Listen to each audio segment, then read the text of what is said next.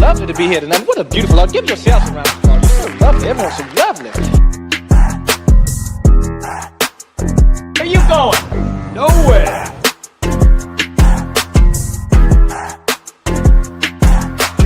Brian, you're drunk. You're drunk.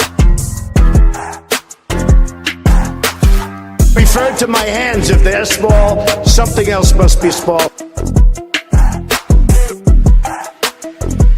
I'm just candy. I got a bowl of chocolate pudding in my underpants.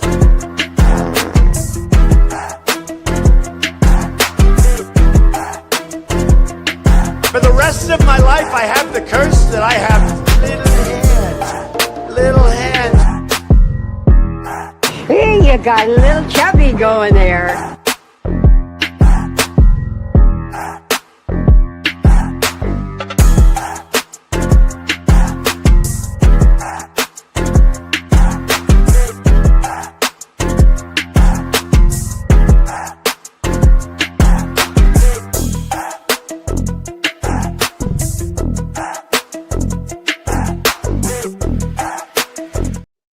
All right, what do you say, guys? Welcome back. I appreciate you joining me. Thank you for coming back once again. I'm Boston Brian. This is Blunt Politics. Make sure you hit that like button on the way in.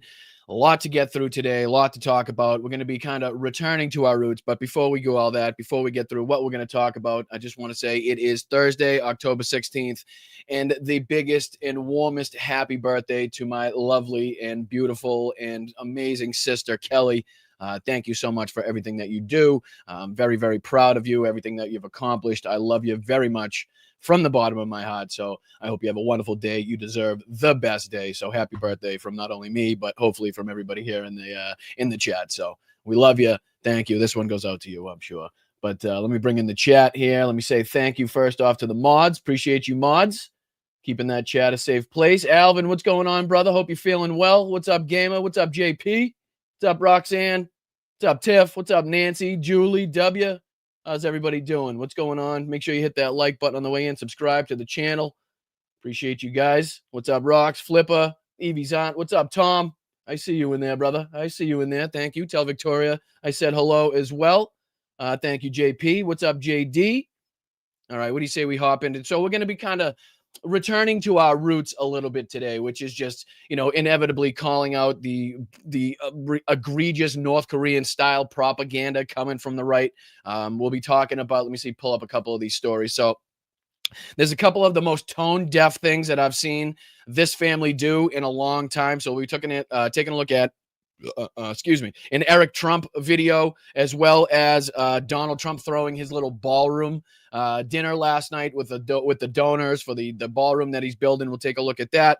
Trump okaying land attacks in Venezuela, kind of, another step up from what we talked about yesterday, and him sending the CIA in and the B-52 flyovers. Obviously, we'll be taking a look at the Bernie Sanders and the AOC town hall. We'll be seeing, maybe I'll take a look at just the highlights of that. I'm not sure if we have enough time to get through the whole thing, but we'll definitely take a look at some of the highlights. Tim Pool says Boston, what's going on in Boston right now is about to start a civil war. So, if it involves Tim Pool, especially if he's got Boston's name in his mouth, we're going to be talking about it. He also has another video, so it's kind of a double dose of Tim Pool today. We'll be talking about him wanting more troops sent into U.S. cities. We got Newsmax absolutely scared shitless of the No Kings. Couple quick videos from them. Greg Kelly takes on Barack Obama. Jesse Waters is an absolute moron. We'll be taking a look at a little bit of his bullshit segment that he did.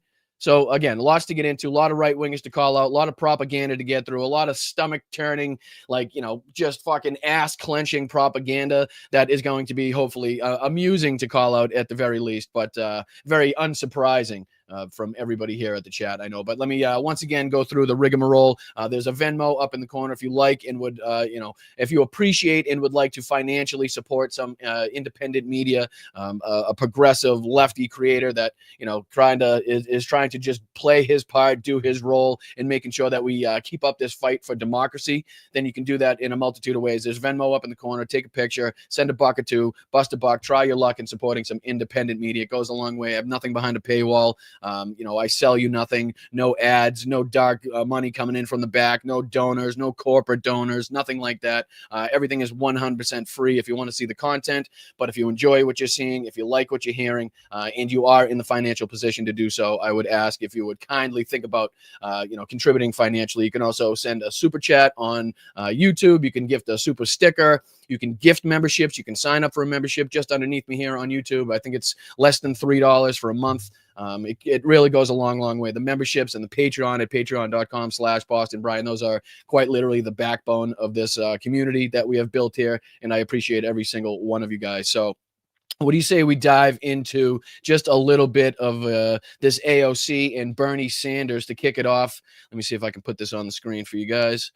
And again, I'm not sure. I still don't know. I never know how I'm going to cover these things.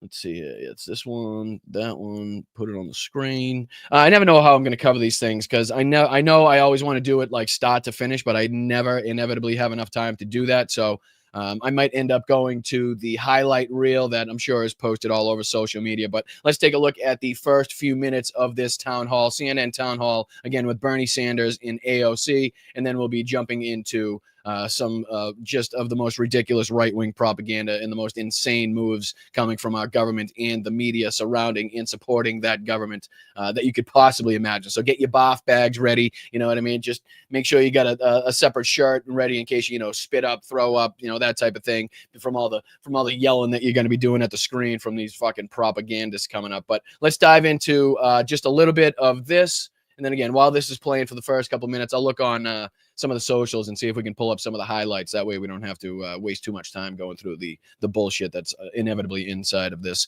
All right, let's take a look. Make sure you guys hit that like button. Again, I'm Boston Bryant. This is Blunt Politics, just a political podcast made to sift through the bullshit of the mainstream media, which is exactly what this show is going to be doing, and bringing it to you, the working class, everyday, normal individuals in this country, like you, like me, who are affected by these policies. So, it's like sitting down with your friends, sitting down with your family, discussing these issues, as opposed to being talked down to by somebody that drinks their coffee with their pinky up or went to some Ivy League school, some elite school to study this stuff and is actually now talking down to you on their platform. But what do you say we get into this? Thank you so much. Yeah, bath bag. Nice. Thanks, Roxanne.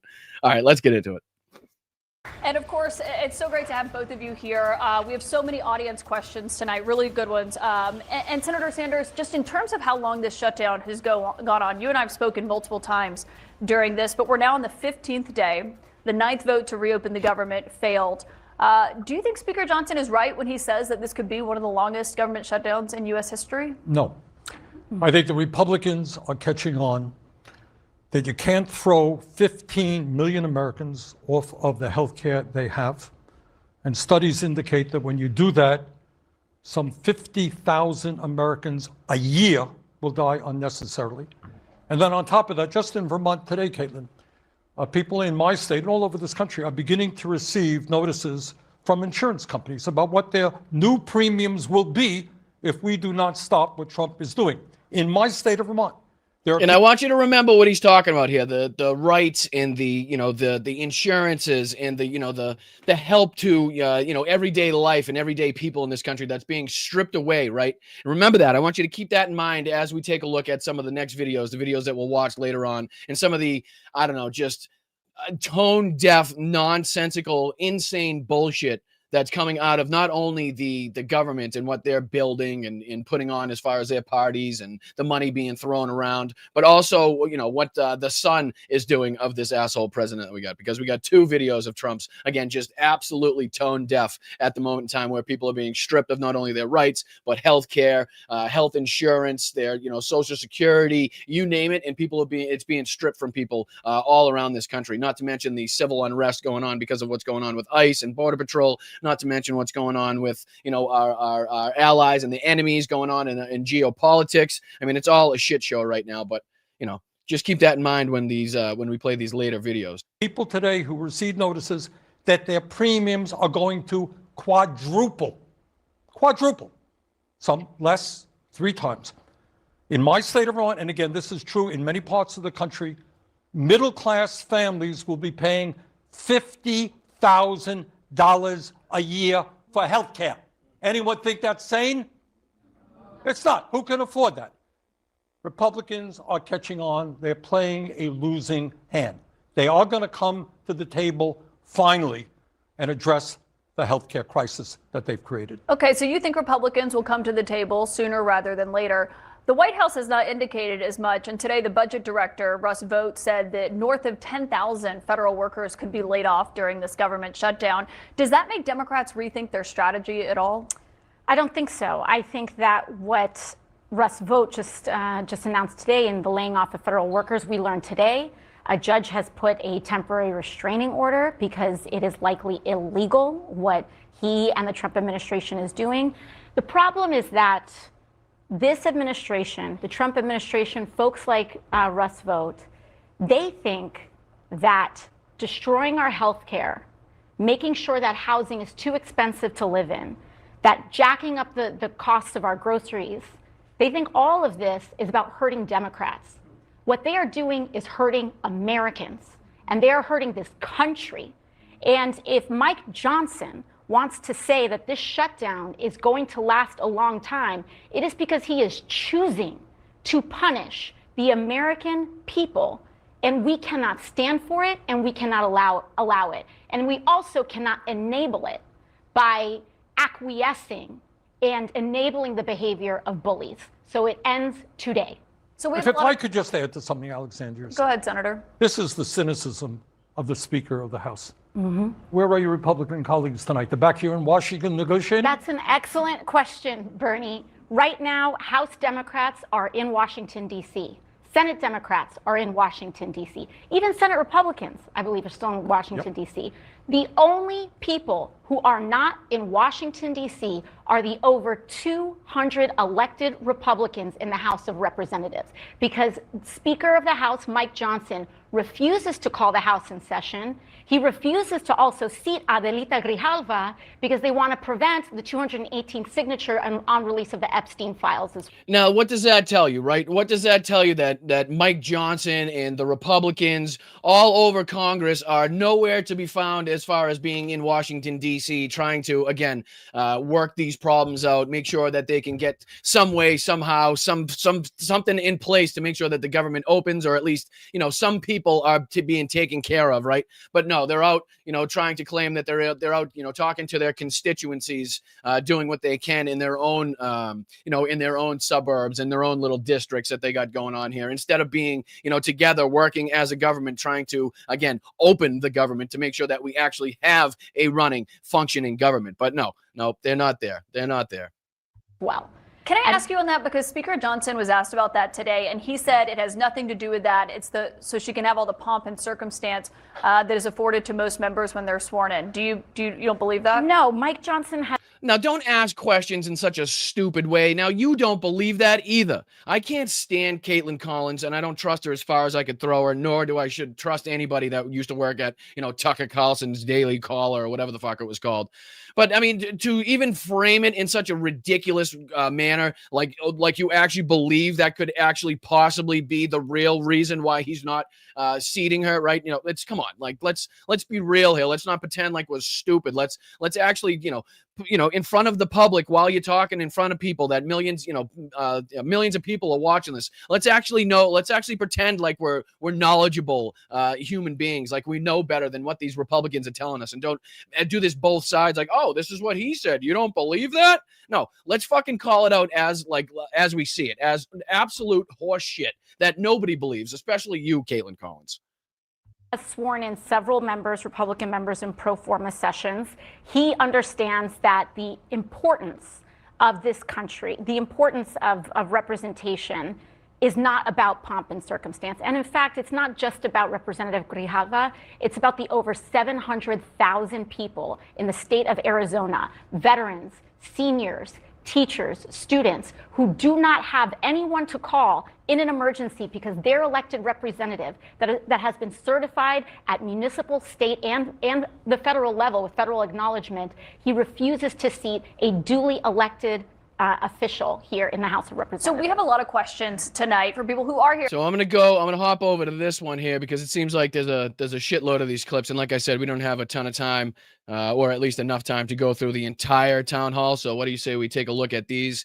This is the one. So we've kind of covered the first few clips, which came out right away that we just saw. This is the one where you just saw her speaking. This is the one we just saw as well. So we'll continue here with AOC saying one party refuses or wants to vote for another party. You negotiate, come to a compromise, and pass a bill. That is schoolhouse rock, and that is how things should be. Let's see it here because this is where she starts being questioned by the audience, which is what I'm really curious about. The questions coming from the audience and also the responses that they're getting. Particularly as a TSA employee, I represent LaGuardia Airport, and so I know very, very well all the hard work that you all do and put in. And yes, ma'am. And you all deserve a dignified workplace. You deserve a safe workplace, and you deserve the paycheck that you are working for. What I believe the best thing that we can do is to reopen the government right now, and to ensure and to also call on our representatives and put pressure on individuals like the Speaker of the House to actually pick up the phone. The problem here is not that there is not even that there's a disagreement. It's that the Speaker of the House and the Trump administration refuses to even have a negotiation.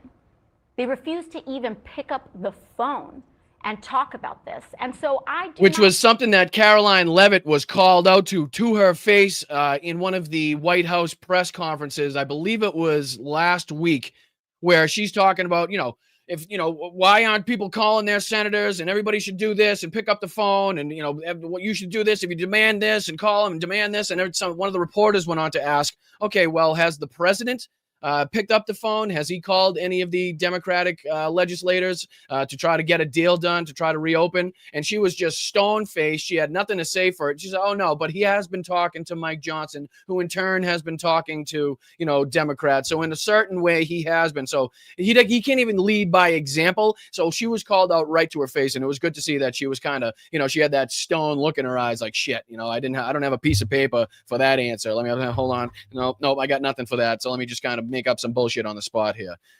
Want us to start to agree with what Mike Johnson is saying, and to have them preview for us and normalize the idea that everyone's just going to miss a paycheck, that 1 million federal workers are just going to go without that, and to just warn that in advance and to have us accept that.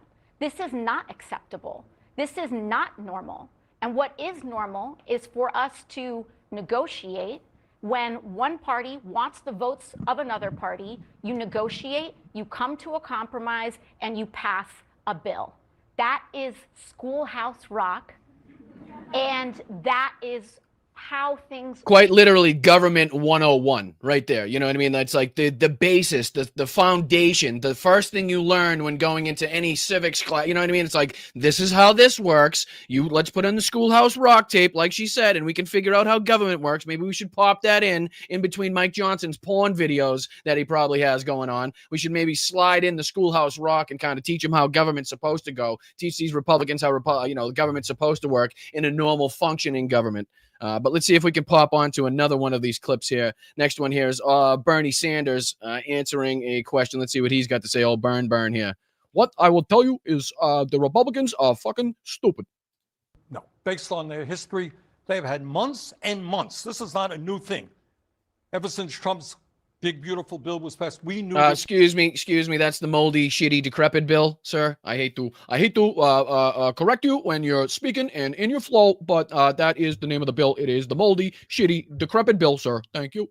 Was happening. They've refused to negotiate, and anyone thinks that tomorrow they'll suddenly start negotiating, I think is smoking what is illegal in many states. Okay.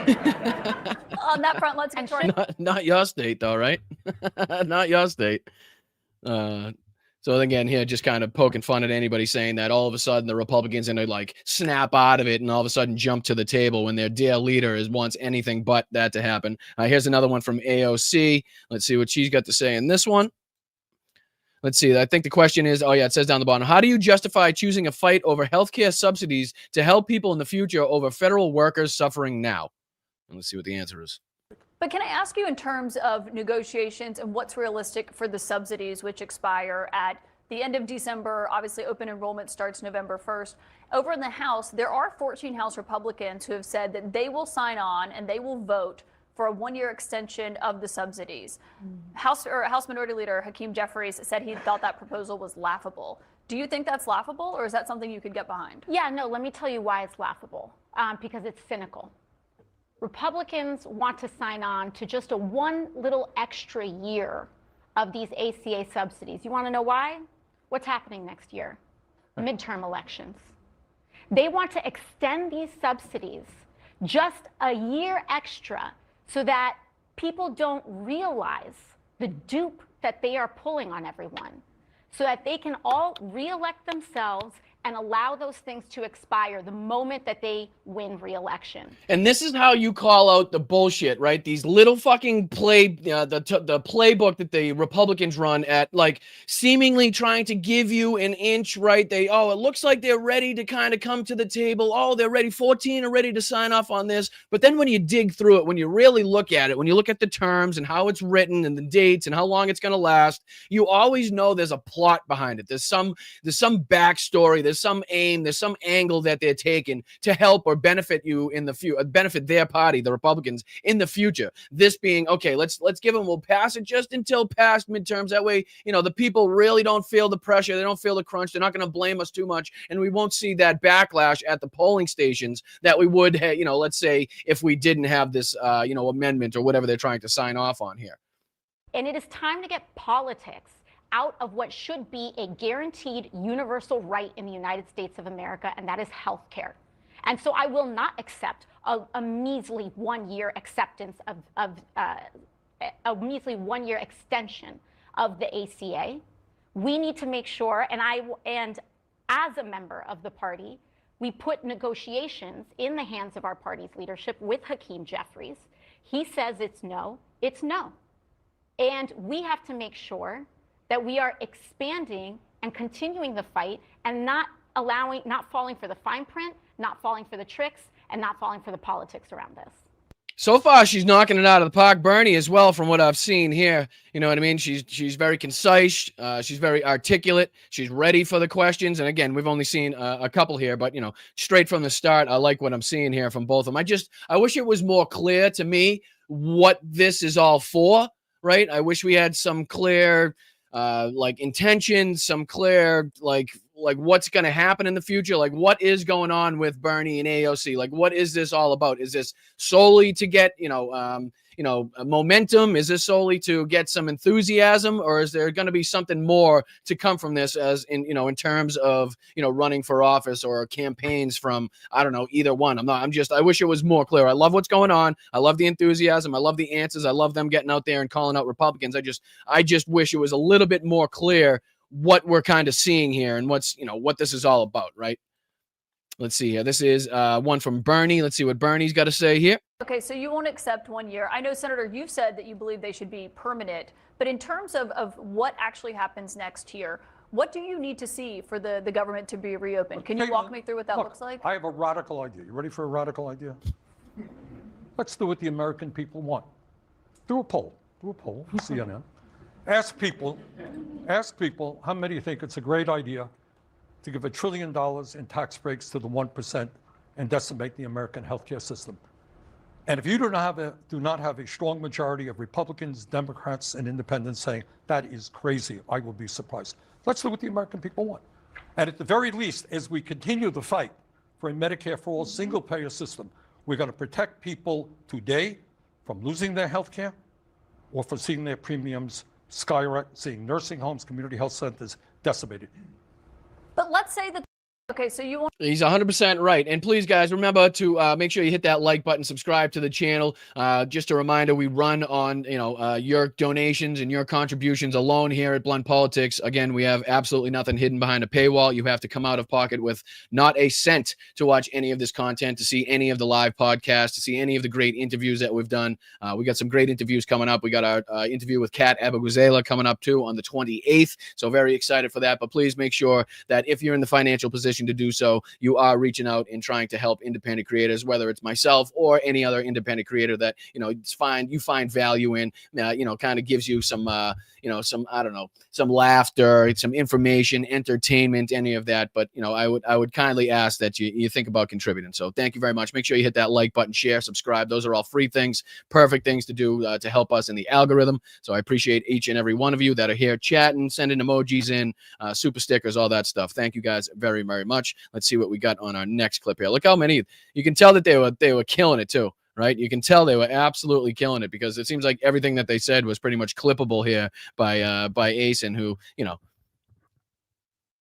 does a great job at finding all these clips and getting everybody, informed and letting you kind of sift through the bullshit, the fucking commercial breaks and all the nonsense. Let's see here. That's 2 minutes 20, so that's a long. Let's see what this one is. You're damn right. So let's see. There's AOC, and then maybe after this one, we'll hop on to our next story, because I think we're kind of, I think we're ready to dive into the Republican nonsense, the North Korea style propaganda, after hearing, again, just from these few clips, how much the American people are struggling, how much is on the plate right now, how much is hanging over our heads, and how much worse it could possibly get if we don't take a stand, if we don't make sure, we win the midterms and get at least some power back in this government to make sure that we could throw a fucking stick in the spokes of the wheel on the bike of the Republican fucking party. So again, just from the few clips that we've seen, and it goes on, because I'm sure, talking about cost of housing, cost of, food, cost of fuel, cost of energy, a million different things that we could talk about. Again, the plight that the farmers are going through because of the tariffs that Trump put in place, the $40 billion that we've been talking about, that instead of going to our farmers, or instead of, going to policies that would help our farmers, that's just hurting our farmers. And now China is now no longer buying the soybeans from the American farmers, which is again putting more plight, or only hurting American farmers even more. But don't worry, JD Vance and Peter Thiel and their Acre Trader company, ready to scoop up farms that are going out of business, is right there, is going to be right there to make sure that they, are the ones to profit from all of this, from all of this heartache and destruction being caused right now in our farming industry. But again, let's see what AOC has to say on this one. Absolutely. I mean, once again, this administration is making... And I wish, like they did in that other one, CNN would put the question down the bottom so we had some sort of reference as to what the answer is about here. Foolish mistake by saying that they think that investments in housing and in energy are so-called Democrat priorities. Cutting the EPA as a Democrat priority. You know what this country looked like before the EPA? Rivers in rural areas were on fire because of corporations poisoning the people who lived in those areas, poor middle-class communities getting poisoned and dumped on by corporations like Deloitte and 3M, pouring chemicals into these places. And they want to call it a Democratic priority. And that's why they want to eliminate the FDA. Well, you know what? You're damn well right that it's a Democratic priority to keep people from getting poisoned, from identifying dangerous chemicals that are being dumped and causing cancer in people without their knowledge. You're damn right that it's a Democratic priority to bring down the cost of housing and mortgages and rent. And you're damn right that it's a Democratic priority to raise the minimum wage in this country, to allow people to get a fair shot at the American dream. If they want to say that that's a Democratic priority, they're right. And they are targeting all of us with this. And so I do think it's important for us to remember that, and that these priorities are actually not partisan at all. And Senator Sanders... Nice, let's go. That's one of the better ones. That's one of the better responses that we've seen so far. That's one of the better ones. I like that one. I like that one. Let's see. Maybe we'll pick one more. We'll pick one more where she's cooking. Let's see here. Let's see here. Yeah, let's see this one because she's talking about JD. Let's see this one, and then we'll move on to our Republican propaganda that we have to sift through and call out. All right, so here's the last clip here from AOC and Bernie in their town hall. Again, this is on This is online any way you want it. If you got the time and you want to go through it start to finish, I would definitely recommend that you do so. But again, this is nothing that you guys don't know, but this is something that the rest of the American public that aren't so involved, that don't, again, drink this news every single day like we do, is desperate to hear. Like, we desperately need to make sure that people in our friend groups or people in our families or coworkers that, again, aren't as politically active as you or I may be, to hear these things, to hear the policies of the Democrats, to hear the change in what we actually want to put in place, and how we actually want to help the working class people, and how we want to, go after these corporations that are, again, that want to continue poisoning us and basically making us slave labor, and not paying us a fair wage, and making it so they are paid exorbitant amounts so they can get their 4th, 5th, 9th jet, 10th yacht, whatever it may be, private islands and here and there. So we desperately need the people, especially going into midterms, that aren't normally hearing this side, aren't normally hearing this type of stuff, to hear it. So please make sure you share, whether it's this show out covering it, or whether it's just the debate in this town hall in general, or if it's just in passing dialogue and passing talks that you have with your friends. Bring this stuff up, and maybe you'll spark the curiosity in them to go and do their go and do some research themselves and to look this stuff up. Because again, when people hear the responses, like such as these responses, and then you compare that to what the Republicans say, I don't see anybody that has a right mind, a head on their shoulders that's screwed on tightly, that would actually say that the Republicans sound more, like they have beneficial policies or more advantageous policies to the average working class person in this country. It's just, I can't see it happening. So let's see what she's got in this one, and then again, like I said, we'll move on to some right-wing propaganda. Well, we already know, and this is a common lie that Republicans have been repeating, that this shutdown is about Democrats trying to provide health care to the undocumented. And we already know that it is federal law and federal statute that undocumented people cannot be covered by the ACA, they cannot be covered by Medicaid, they cannot be covered by Medicare, period. That is the law of the land. Thank you, Chris. Plenty of federal laws on the books. Now, the vice president has been trafficking this other misconception, saying that the emergency Medicaid program is providing health care to undocumented people. That too is a complete, just, I don't even know, whole cloth storytelling, we should say. The truth of the matter is that we have a federal law, as it should be, that any person who walks into a hospital in desperate need of medical attention receives that medical attention regardless of their insurance status and regardless of who they are. And I don't know about you, but me as a human being, I don't want to live in a world where if a human being is struck by a car or is getting rushed into a hospital, that the people in the ER surgical room are asking for your insurance information or asking for documents before they save your life. But again, pretty much common sense, right? And we talked about that on the show. Like, nobody should be going into the ER with their arm hanging out of their socket, or, whatever the injury may be, and have the doctor say, no, I'm sorry, we can't because you got brown skin, or you don't speak English, or I'm sorry, you don't have your documents on you. I can't take, can you wait for a couple hours while you bleed out in the fucking emergency waiting room? And then maybe when we get to all the, we can get through all these white people, maybe we can get to you afterwards. Like, that's, again, extremely inhumane, something that nobody wants to see happen. And it's ridiculous to suggest by the Republicans that, anything other than just humane activity that was deemed by, I believe, the Reagan administration to be something that, policy in this country, to be deemed like some Democrat fucking, wish list on some Democrat wish list. It's insane, right? Oh, thank you, Chris, again. Appreciate you, dude. I appreciate that. Chris, always coming through. No Kings 1018. Make sure you're there. We've been talking about it. We've been discussing it. We've been giving advice and tips on how to stay safe out there. So again, if you're looking for any of that on our show yesterday, we had a couple instances where we had a bit of a deep dive into how, little things that you can do to kind of stay safe while you're out there. But I appreciate everybody. Once again, I would continue to say it. I respect and appreciate everybody that's going to get out there. Everybody, getting out there, showing their voice, showing their, distaste, their fucking their anger and their angst and their just the problems that they have with this regime, right? I appreciate you guys taking the time out and making the signs, dressing up in the costumes, getting the bullhorns, getting a group together. It's amazing to see what can possibly happen when Americans do join together in a common cause. So I just want to make sure, thank you guys, every single one of you that's going to be out there, and please make sure you're taking photos, make sure you're taking video, post it online, tag everybody, tag me. I want to make sure I see all of you fine, fabulous people out there, protesting peacefully like you're allowed and given the right to do in this country. All right. So what do you say we move on from that one? And then we'll get into, again, this right-wing nonsensical bullshit. And then let's start off with this one.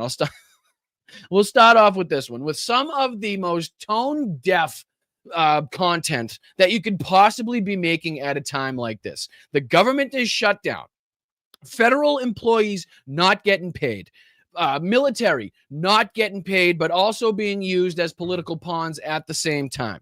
We got Donald Trump threatening to send missiles into California in order to stop a peaceful protest from happening, that just because it's against him, right? We got farmers in this country absolutely losing their fucking minds because they're going out of business because of the tariffs. They're going out of business because of what Donald Trump is doing, abroad. Meanwhile, they're seeing $40 billion sent to one of their, one of their rivals in the industry so that they now can sell their product to China, which was originally buying it from the U.S. farmers, thus hurting the economy even more. That's going on. We got ICE in cities ripping fucking pregnant babies, pregnant women, fathers of, active military service members, priests, lawyers, everybody you can name, American citizens, dragging them out of their homes, beating them in the streets, shooting pepper balls into people's faces.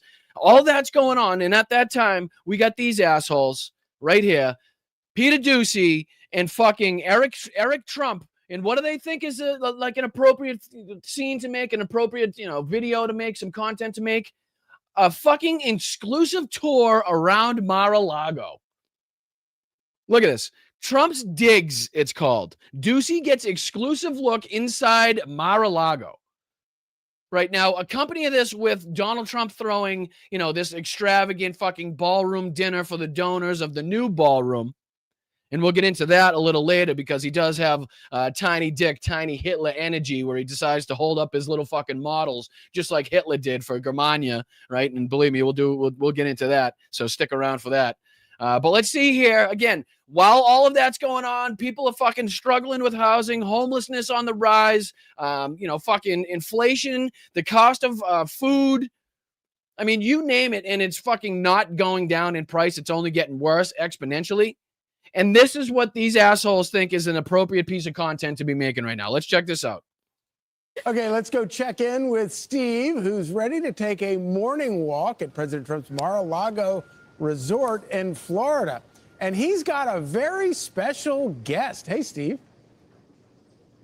Good morning to you. Yes, indeed. Janice was just talking about I'm sorry. I thought he said he was at Mar-a-Lago. That seems to be the Cheesecake Factory patio at the Burlington Mall in Massachusetts. I could be wrong, though. It does also look like, I don't know, it almost looks like somebody tried to recreate a Papagino's, but they were on acid and then maybe stumbled into a cheesecake patio.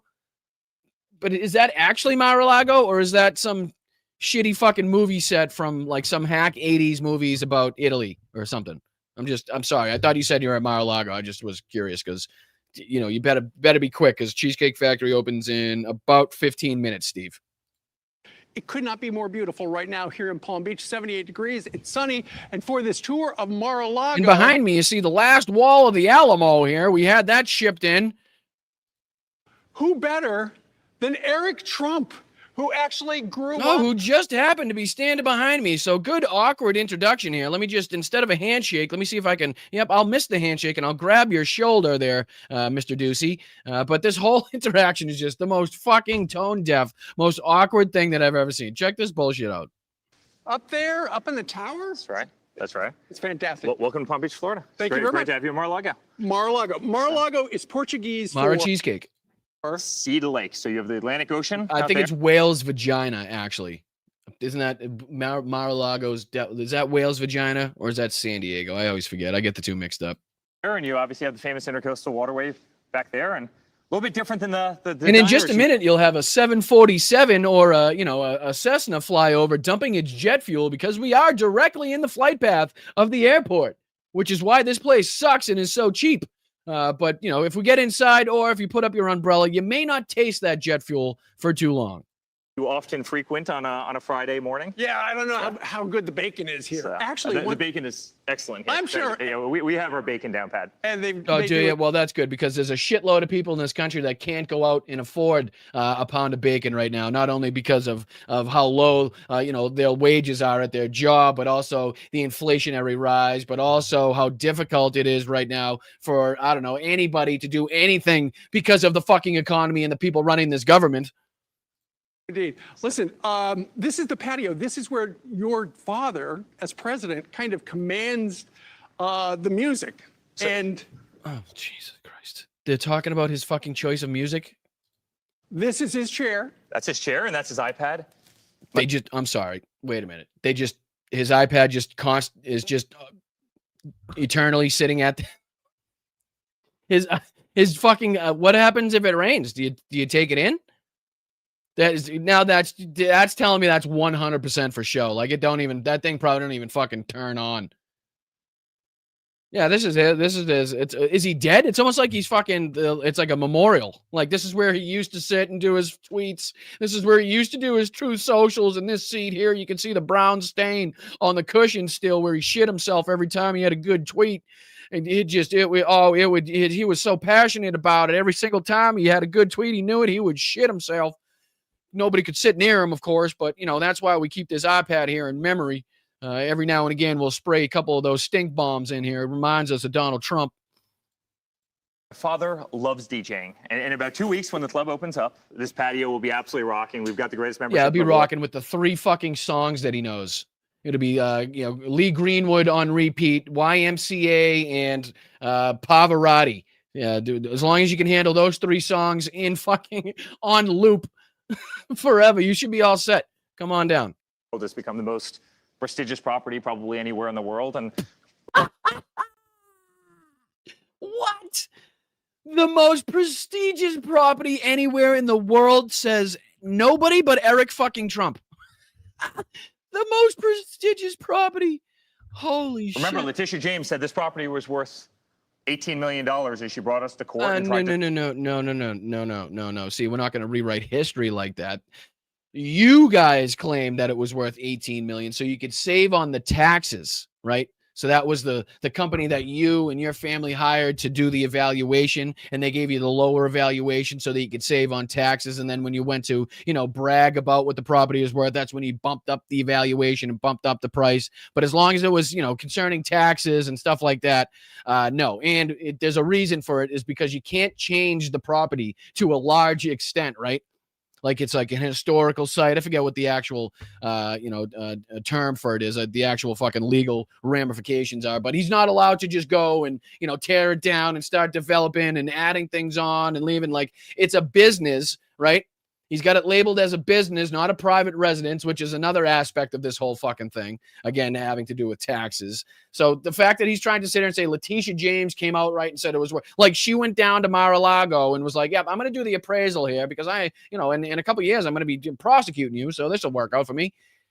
destroy all of our lives. I think Right. people can probably see that this property is a little bit more valuable than that. But no, it's a property we've had in the family for a very long time. We're very proud of. DJT loves to DJ, but then again, his initials are DJT. Okay, Yeah. so this. When is he ever known for DJing? What are we talking about? Other people play music when he waddles into the stage. Like, what? How is that him playing the fucking? I don't know what is going on. This Here? house was built Again, by- talk about North Korea style bullshit. This is like going into Putin's fucking DACA, right? This is going into Kim Jong Un's fucking palatial space that he's got and being like, whoa. This is amazing. Marjorie Merriweather post. And this is probably the And most nothing stunning. says, you know what, guys? Nothing says man of the people, right? Nothing says I know the plight of the working class like having a fucking gigantic gold entry, right? Just nothing says that I understand that you are struggling to put food on the table. I understand that, the cost of housing and how much it costs for your kid to go to school is really causing you some fucking heartache. Nothing says I relate to that more than a gold fucking entrance like this, Room, maybe one of the most stunning rooms in America. I mean, look at the ceiling, right? Look at the grand fireplaces. This is the baby Steinway piano. Yep. That's Nothing says man of the people more. I mean, that guy, if he doesn't relate to what I'm going through, I mean, who's gonna, ladies and gentlemen, right? Man of the people. Mar-a-Lago for close to 100 years at this point. She was the wealthiest woman on earth, right? It's post serials. She ended up marrying E.F. Hutton. E.F. Hutton was a great financier of Wall Street, as you remember very, very well. Look at that fucking gaudy mess. Like, this is the room where, this is the first time anybody's seen this room in about 3 years. Nobody uses this because you come in here and you want to throw up because it's so fucking disgusting looking.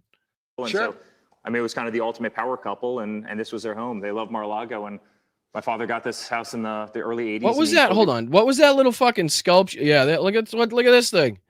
The fight sculpture. Jesus Christ. I mean, what's next? Is he going to have like a fake, Medal of Honor, a fake fucking Nobel Peace Prize that he made for himself too, somewhere in this? Couple, and this was their home. They loved Mar-a-Lago, and my father got this house in Who'd I miss? Thanks, Mark. Thank you, Mark. I appreciate that. Is McDonald making an Olive Garden theme park? Please, Boston Brian, start saying what you think. I appreciate that, Mark. Thank you so much. Shout out to you for the $20. That is a huge contribution. I appreciate that a lot. Thank you so much, guys. Look at this. I don't even know where do you start with this room? The fucking lamp, the table that's holding the lamp. I don't like the wall. Like, what is going on here? Like, could you not decide on a theme? Like, could you not decide on like one gold pattern maybe? Stick to it? Like, did you say, give me everything? Get Liberace, pump him full of fucking food, dig him out of the grave, and wait till he throws up all over the wall. Send him to China first, actually. Get him a job at Temu, and then send him back over here. Get him to meet up with Napoleon. See if we can punch him both in the face, and then get him to throw up all over the walls. See what we come up with. And he totally restored it and totally saved it. We actually grew up as a family here long before as a club, so it was a kind of interesting lifestyle, to say the least. Oh, so it's not a private residence, because you just called it a club, which is decisively different than a private residence, which you claim it to be also, strangely. That looks like a new addition. Even though you can't legally stay there for longer than a certain period of time. That's a slightly new addition. That was not here in 1922 when the house was built, but now something. Thank you for that fucking really intricate piece of information that we necessarily needed. All right, let's see if we can skip on just a little bit, because they continue to talk about. I think they bring up Elon or some bullshit here. So this is the famous Mar-a-Lago bar, and most of the transition of government happened in there. Elon was in there. Good to know. Good to know that most of the shit that they talk about at Mar-a-Lago happens in the bar. You know what I mean? Just a bunch of drunk asshole. Well, of course not Donald Trump, because, Clan, he allegedly doesn't drink, but everybody else is getting shit-faced and trying to decide what fucking maniacal, national fucking Christo nationalist policies they want to put in place. Stephen Miller, you should see Stephen Miller when he gets shit-faced in there. I mean, you can't tell the difference between him and a fucking black shirt, right? Him and a brown shirt. You would never know the difference. Paint a little mustache on him, and I think he'd be in Germany. Really, you should see when he gets a couple cognacs in him, right? Good grief. And with my father for countless days as they put together all of government and my fucking God, with the portrait on the wall. Are you absolutely shitting me? Look at that. Like, this is like an SNL sketch of a joke of what it would look like if like the most sociopathic, self-centered, like egotistical piece of shit were to be on MTV Cribs, but then like chopped up and remixed so that it's like a Vice episode as well. Like, I don't know how you kind of, this is like beyond an SNL sketch at this point. Like, I don't even think like if somebody was like, all right, what's the dumbest fucking picture we could possibly put on the wall for somebody that is so self-centered and egotistical that, you know, he has to have a portrait of himself on the wall at his fucking club. Like, what could we possibly pick? Like, this portrait would be too much. Like, the people at SNL would be like, no, that's just, nobody would actually believe that somebody would put that bullshit on the wall, right? No fucking way. Selected everybody that was going to be in the cabinet, so a lot of special memories went through that room. That's fantastic. None of the mine. I don't remember. My dad actually never talks to me in that room. He actually never talks to me, period. I don't actually remember a nice moment, touching moment. I don't believe he's ever hugged me on this property. But let's go on at the tour. You mentioned a moment ago, of course, the transition would be in a bar. You mentioned this. Oh, yeah, you noticed that? I'm glad you noticed that. From... Since the opening of Mar-a-Lago, the infamous Steinway piano. Almost. So. I mean, and who doesn't have an antique Steinway, right? I mean, just we all have that problem we're dealing with. All this is hand carved. You just can't replicate it ever again. You cannot. Really the douchiness is just oozing. I don't know what's more douchey, the house or the fucking tour. I'm still struggling. We'll find out at the end. Amazing property. It is beautiful. So your family bought it in the 80s, and you lived here. Look at that. Just Jesus Christ. As a family. I'm waiting for fucking Tony Montana to pop out at any minute with a fucking big white nose. Like, hey, come in here. I got some shit I got to show you. It's great. Mar-a-Lago Club, right? Yeah, that's right. My father, hey, there's one thing he always knew was great locations. Hey, look, it's right? the urn. Like, it's Donald Trump's urn. They finally found one big enough to fit his fucking fat ass in when he croaks. That's funny. Strange. Location. Strange. Yeah, I don't know why they'd put it in the fucking living room, though. Kind of weird. He saw this property and he fell in love with it. And at the time, frankly, it needed a lot of work. And he came in, he restored every inch of this property. We all grew up here. And, you know, you know why? I know why it's so big. The urn is big because they have to have one big enough for not only Donald Trump's fat ass when he croaks, but they also have to fit the entirety of the Epstein files in there as well. I mean, it just... Sorry, I couldn't think of I know Donald Trump's fat, but he's withering away by the day. So they wouldn't really need that whole thing. So I was thinking in my head, what else would they need to fit in there? So again, Epstein files as well as Donald Trump's fat ass when he stops breathing. That's the urn. Look at it right there in front of your face. The most probably famous property. They call it the Winter White House for a reason. I know. No, they don't call it anything. You call it that. It's a nickname that you assholes gave it. It's not a nickname. People don't give themselves nicknames. Those are the worst nicknames. Nicknames have to be spontaneous and, you know, other people come up with it, not what you think it should be called, because that's just fucking wrong. Look at this. Look at the tile work in this room. This is stunning. Every single one of them came in from Europe.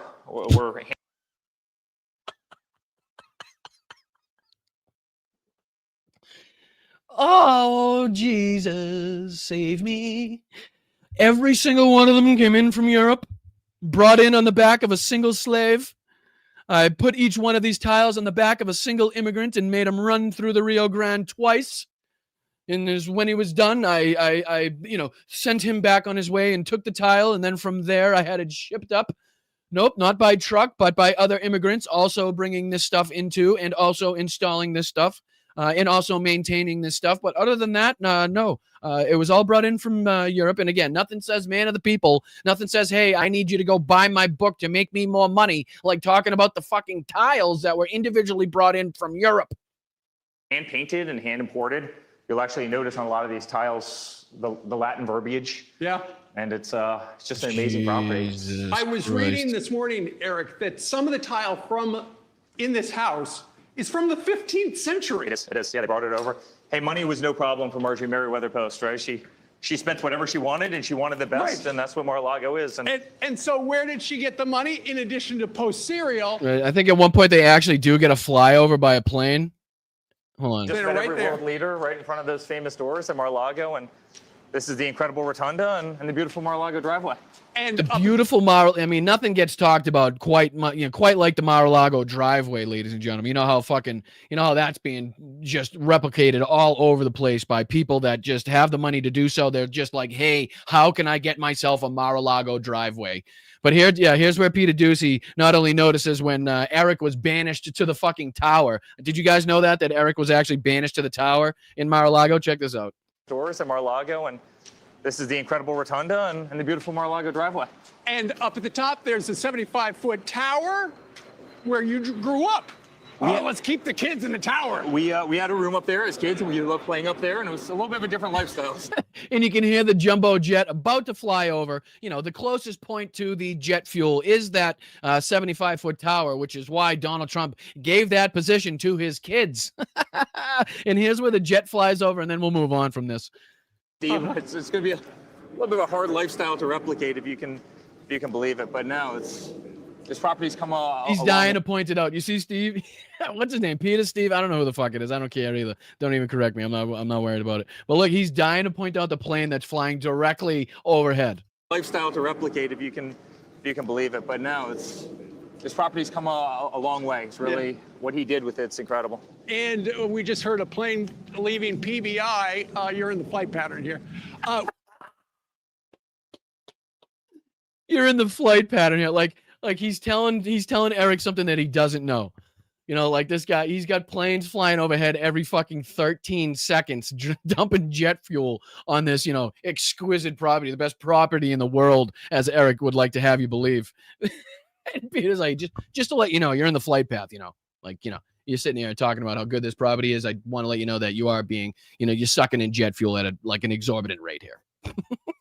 We're on the driveway, and right there, I remember seeing that. We don't have to watch any more of this bullshit. I just wanted to show you how out of touch, tone deaf it is, and then we can get into, his other tone deaf. What was the other one that I wanted to show? We might as well get into that. We might as well go tone deaf to tone deaf, right, back to back. Which one was it? Was it this one? No. Was it this one? No. Oh, it was this one right here. Yeah, let me pull this one up. Let me pull this one up. Because again, we're not going to go through all of it. I just want to pull up a couple spots in this. But again, nothing says the man of the people. Nothing says I understand that the government shut down right now. Nothing says I understand optics. Quite again, not only having your son tour your what you're calling your exquisite mansion down in fucking Mar-a-Lago there, your gold room and shit, but also throwing an exquisite ballroom dinner for the ultra rich donors that put up money for the this new $200 million ballroom that he's building. So let's just go through a couple minutes of this. I think the audio on this is absolutely horrendous. I don't even think the microphone is working, which is just a clear sign of the competency of this administration. But let's just see if we can sift through a few moments of this bullshit and point out just a couple areas of hypocrisy and a couple areas where he kind of emulates, kind of looks like somebody else that we know from the past. But we'll get into it. Let's take a look.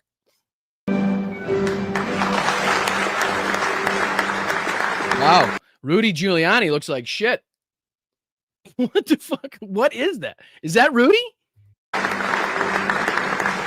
It's not Rudy. That's not Rudy? Hold on. I didn't know anybody else had teeth like that besides Rudy. How is that not Rudy Giuliani?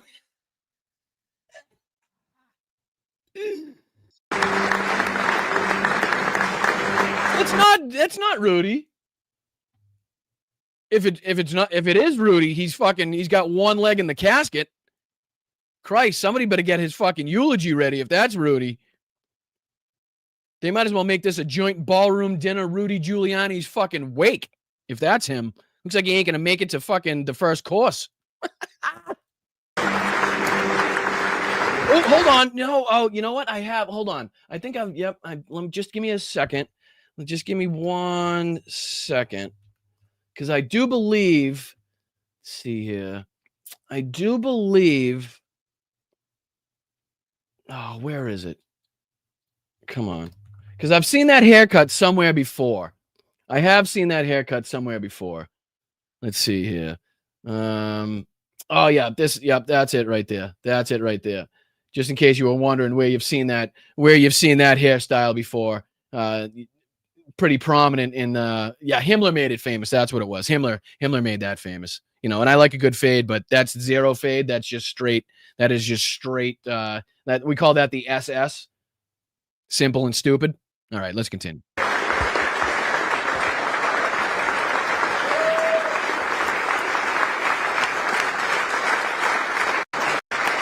Ready? Now check this out. Listen to how good the audio is on this. Ready?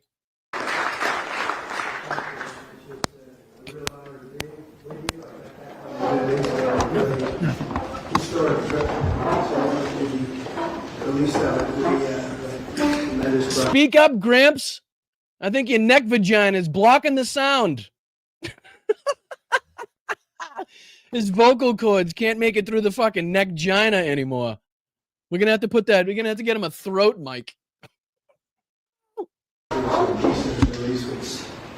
Term that hasn't even been used in 50 years. Yeah, no, you can't even hear a fucking word he's saying. I don't know if it gets better on this one. Hold on, let me see. A lot of them. We have a lot of legends in the room tonight, and that's why we're here to celebrate you, because you've given a tremendous. Oh, I just love when shit goes wrong for this guy. You can't hear what he's saying, which isn't the point. But let's see if I can skip up to a couple of the dumb moments. Yeah, here's one of them. Here's one of them. It's so Ready? beautiful, right? It's they Again, literally. he's talking about the arch. He's talking about this Trump arch that he wants to build on the other side of the Lincoln Memorial. He's also, again, trying to, I think this whole thing is to unveil or, talk about the construction of the new ballroom. He's got his little fucking models set up, which are pathetically small, if I might add, as well as some of these, I don't know, some of the other things that He referred to my hands. If they're small, something else must be small. For the rest of my life, I have the curse that I have little hands. Little hands. Hey, you got a little chubby going there. So his little cute model, his little fucking tiny dick Hitler energy seem to fit in well. But this is where he just decides to pick up one of the replicas, one of the models of his Trump arch. Yeah, check this out.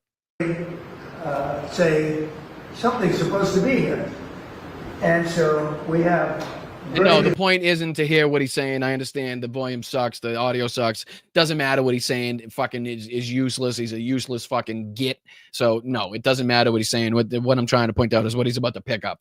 Of it, sizes of it, and it's going to be really beautiful. I think it's going to be fantastic. There's a rendering of what it will look like. He's talking about the rendering. Now you can see in the background. You can see right here is kind of the rendering that he's talking about of the new Trump arch. Kind of like fucking, I don't know, the Egyptian pharaohs. Trump needs to have a monument named after him to, so people can have something to piss on, I guess, so that we can have something to graffiti when he fucking kicks the bucket. But here's where he picks up the fucking model. Pick this The largest one. This is just a model of what it would look like in either of the three, any of the three sizes, which is right here. I don't know if you can see it. So. Like somebody gave Grandpa a set of fucking Legos to kill the time with before The Price is Right is on every morning, and this is what he came up with, ladies and gentlemen. This is what the fucking Lego genius came up with. That's Lady Liberty. Did you ever hear of Lady Liberty? Yeah, I haven't heard of Lady Liberty. I think he just called her Labia Liberty. I'm pretty sure. But his mind must still be on that Time magazine cover.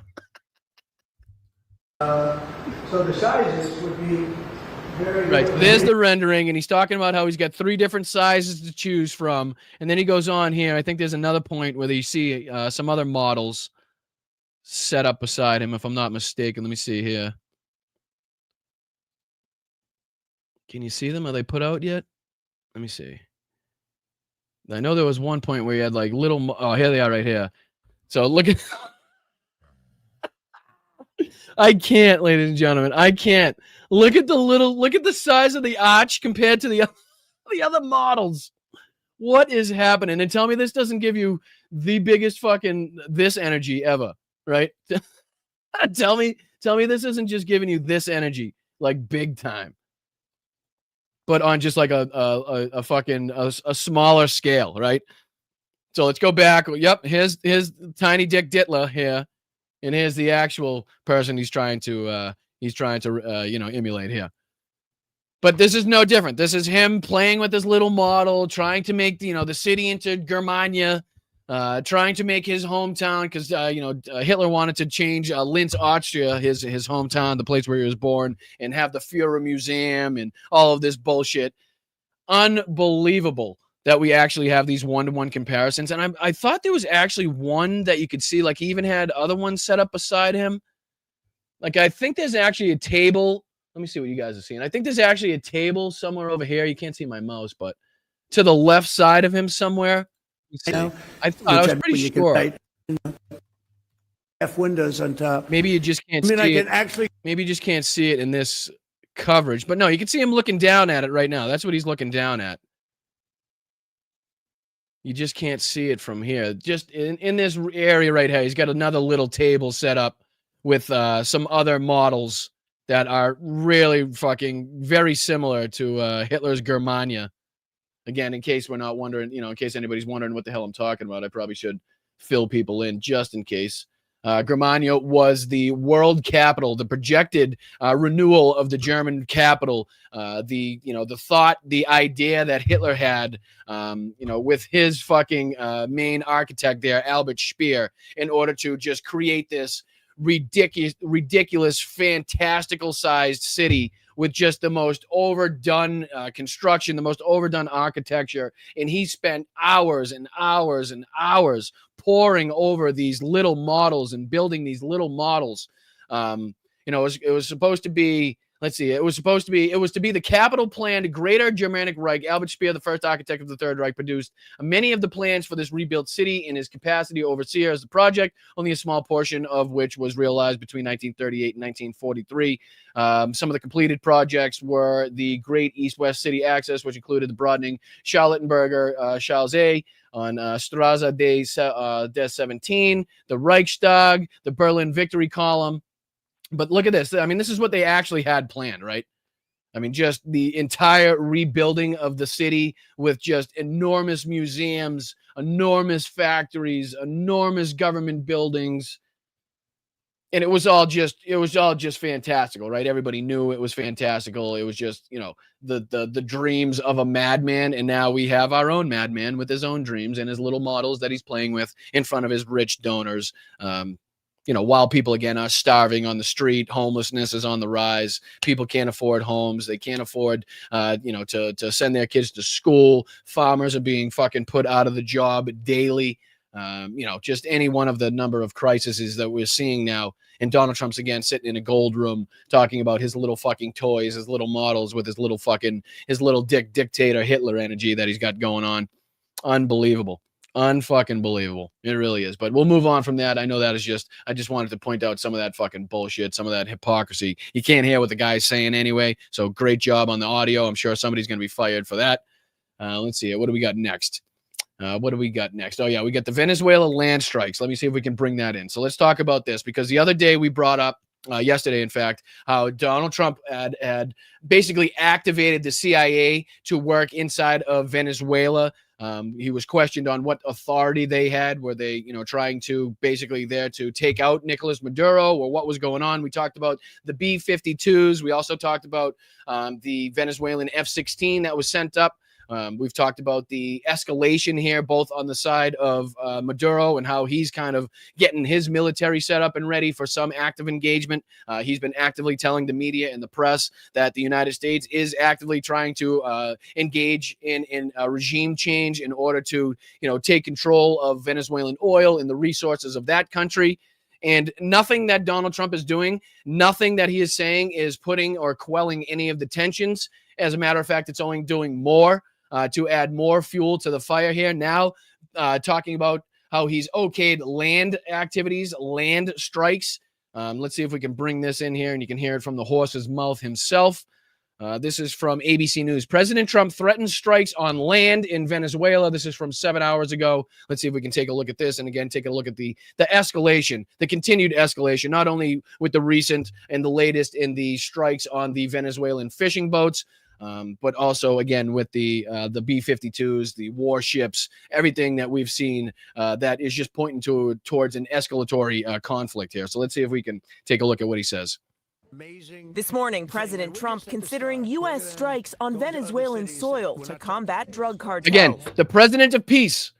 The president of peace, ladies and gentlemen. This is the America First guy, the guy that's not going to get involved in foreign conflicts, is going to just think about our borders and our borders alone, doesn't want anything to do. We're not going to send money, weapons, military troops, definitely not troops or anything. The guy that is now, again, has launched more airstrikes in his first several months than Joe Biden did in his entire 4 years in office. Again, the guy that we saw a substantial uptick in drone strikes in his first administration, even above Barack Obama. What else? I mean, any number of things that we could talk about here where the guy is just blatantly pro-war and loves to show off the power and kill. I think now the number is at like something like 30, 35 people that we've killed now with these strikes. Again, without knowledge of who they are exactly, without knowledge of what they're carrying exactly. I mean, for all we know, we could have killed 35 innocent civilians going out for a fishing trip. We don't fucking know. And it's hilarious, the excuse. And I think I have the clip here where Donald Trump says, and he's asked the question, now, why are we striking these vessels instead of, intercepting them with the Coast Guard like we normally do so that we can, figure out who these people are and ascertain as to what the contraband or lack thereof is on the boats. And his answer is fucking hilarious. He thinks that these Venezuelan fishing boats, these 25-foot, 20-foot, Venezuelan fishing boats with 3 outboards jerry-rigged to the back of them are too fast for any of our Coast Guard vessels. He seriously said this. But this is also the guy that thought that our planes were actually invisible. Also gave away the, classified information on where, like, the ammunition is stored on our aircraft carriers. So I guess you can't, also called veteran suckers and losers. So I guess you can't really expect too much from the guy. But to think that these fucking wooden Venezuelan fishing boats can outrun or, like, they're too fast for anything that we possess here in the United States as far as law enforcement fucking patrol boats is the most laughable bullshit I have ever heard. But let's get into here, again, more of him talking about okaying land strikes now. So, again, just ramping up more, again, taking the tension levels higher, making this more dangerous of a situation by this. Well, I don't want to tell you exactly, but we are certainly looking at land now because we've got the sea very well under control.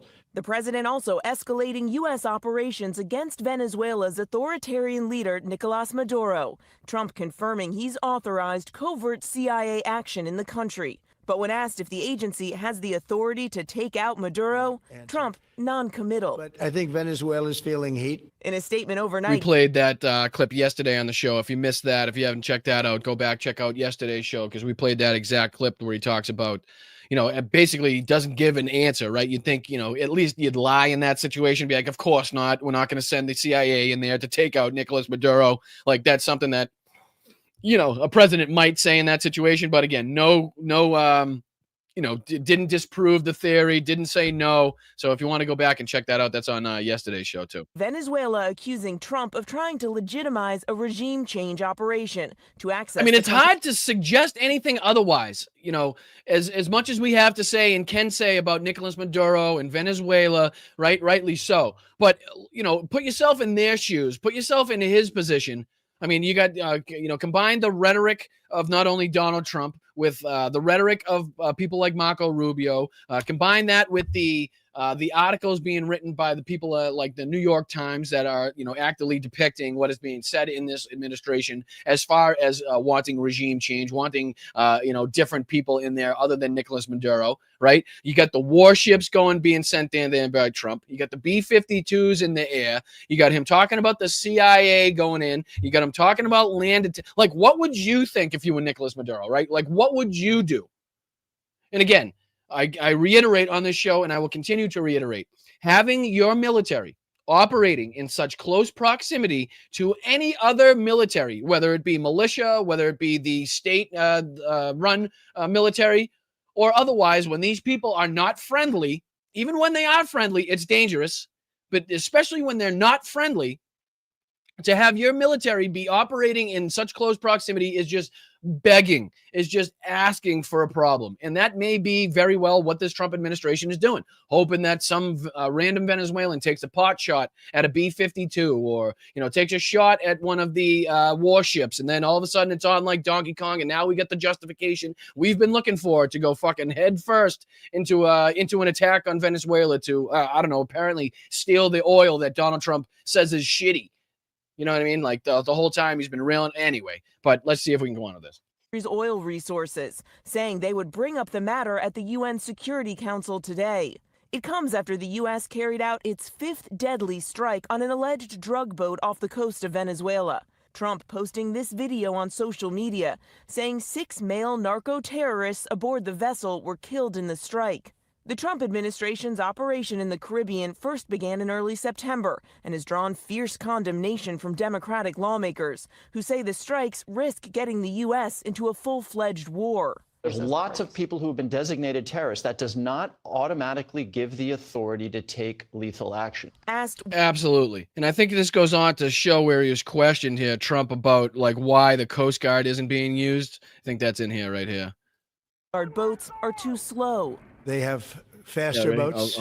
Using traditional authority to take lethal action. Listen. Asked why he's striking the boats instead of using traditional Coast Guard operations where officers can verify who is on the boat, Trump saying the Coast Guard boats are too slow. All right, so let me just, as they're playing this video, ladies and gentlemen, I want you to recognize that what we're watching is exactly what Donald Trump is saying is impossible. This is what we're watching is literally evidence in front of our faces to prove that Donald Trump is an absolute fucking moron and that they're lying through their teeth to suggest that we don't have boats that could catch up to him. Because right now we're looking at a Coast Guard vessel or a vessel similar to what the Coast Guard would be using or could be using, catching up to one of these vessels carrying a shit ton of something, which is obviously weighing the boat down and has, I believe, what was it? I just saw it, probably 4 engines on the back. Yeah, 1, 2, 3, 4 engines on the back, right? So very similar to what we've been seeing, been taken out by the missile strikes here by the Trump administration recently. They've just been caught up to. They just were fucking forced to stop. They're being apprehended. I don't see any missiles being shot. Nobody's being blown up, right? So again, this is clear proof on the screen right now that what Donald Trump is saying is total and absolute bullshit. Coast Guard boats are too slow. They have faster boats. Some of these boats are seriously, they're world-class speedboats.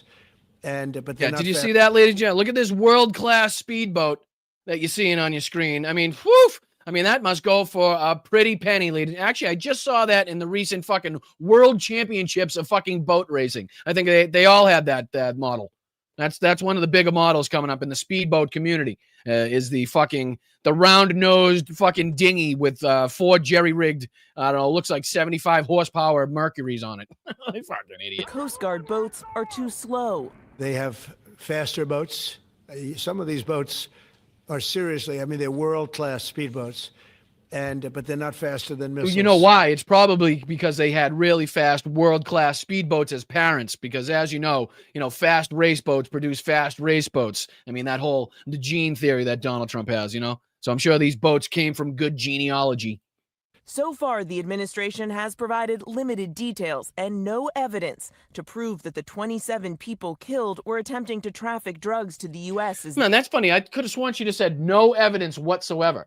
That's weird because that's what we've been saying as well, that they're giving us absolutely no evidence to prove, which you think would be very easy for this government to do. And you'd think they'd be more than willing, right, and more than happy to quell the fucking, the outrage that's been going on with these strikes to be like, no, actually, look, here's the proof that they are narco-terrorists. Here's the gangs they work for. Here's the, the pictures that we can fucking release. And we've blacked out all the information that we need to black out in order not to give away the sources or reveal any of our tactics or techniques that we use to get this. But here's something that we can use to absolutely prove that the people we're killing at will here are actually who we say they are. And again, as we all know, a lot of the times the people working in these drug factories, a lot of people working in the drug houses aren't the fucking culprits. They aren't the bad guys. They aren't the ringleaders, right? These are people either, fucking held captive, stolen from their family, held hostage, forced to work in these situations. They've been abused. They've been made to be, addicted to these drugs so that they can be kept in these situations. Like a lot of the people that we're killing here have absolutely nothing to do with the hierarchy or the way that this fucking narco terror gang runs or anything like that. These are probably, in my estimation, if they are even working for a narco terrorist gang, which we don't or have any evidence to suggest yet, then these people are probably forced into this situation. They aren't the fucking, I can tell you, it ain't the kingpins. It ain't the fucking people that run around making the decisions that put themselves on the boats going over from Venezuela to USA. I can tell you that much. You know what I mean? So the people that were taken out, they can fucking get these people and churn them and fucking find them by the thousands. So we can do this all day long and we're still not taking out the actual people that we need to take out. The people that we need to go after in order to stop whatever ring they're trying to stop. These aren't the people that are in forced to be in these boats. I can tell you that much. They claim. So there's a 1 in 4 chance, statistically speaking, that one of these boats may not have had any drugs on it. We will never know because they were blown to smithereens. In a memo obtained, and you're fucking bad. I mean, you're on the wrong side of history. Things are bad, and you went wrong somewhere. If Rand Paul is the voice of reason and somehow sounds like a sane human being in this conversation, that's how you're on the wrong side of the fucking conversation on that one.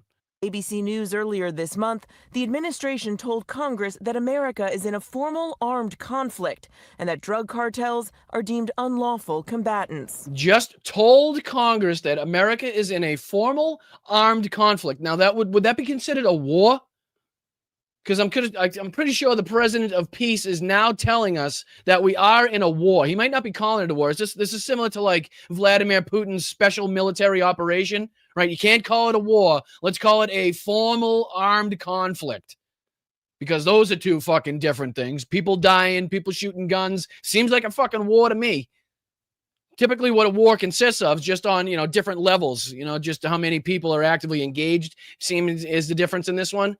But again, no different than Vladimir Putin's special military operation. We're going to call it a formal armed conflict instead of a war so that I can get away with it and, get away with doing what I'm doing here.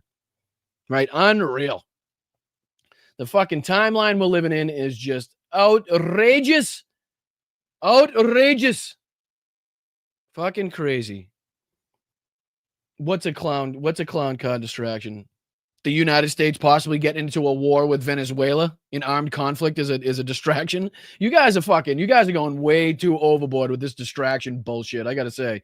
And forgive me if that's not what you were talking about, but enough of this fucking distraction horseshit. I know the fucking Epstein files are important, but there are fucking other important shit going on around the world and in this country that doesn't have to do with the fucking Epstein files that we can talk about. And not everything's a fucking distraction. They may try to use it as a distraction, but that doesn't mean we can't talk about these fucking things that, that have to do with millions of people's lives, whether it be in Ukraine, Gaza, around the world, an active fucking battle, an active conflict that the United States may be engaged in. These aren't fucking distractions. Okay? These are just stories that don't engage or involve the Epstein files that you guys are all fucking, everybody's going to be talking about 24 hours a day. And I agree, it's fucking important. But there's also other important shit going on. All right? So enough of this fucking distraction bullshit. Enough talking about everything that's not the Epstein files is a fucking distraction. I'm sick of it. I'm fucking tired of it. And again, I apologize, Adam, if that's not what you were referencing, but just on the conversation as a whole, that's my feelings, even if that's not what you were referencing. I'm fucking tired of it. I know how important it is. I talk about it as well. Don't give me this fucking bullshit about like, oh, anything that we talk about that's not, it's just a fucking distraction. Okay, then don't talk about the No Kings protest then. Don't talk about ICE then, because apparently that's just a fucking distraction. We can't talk about anything anymore. Fucking Christ.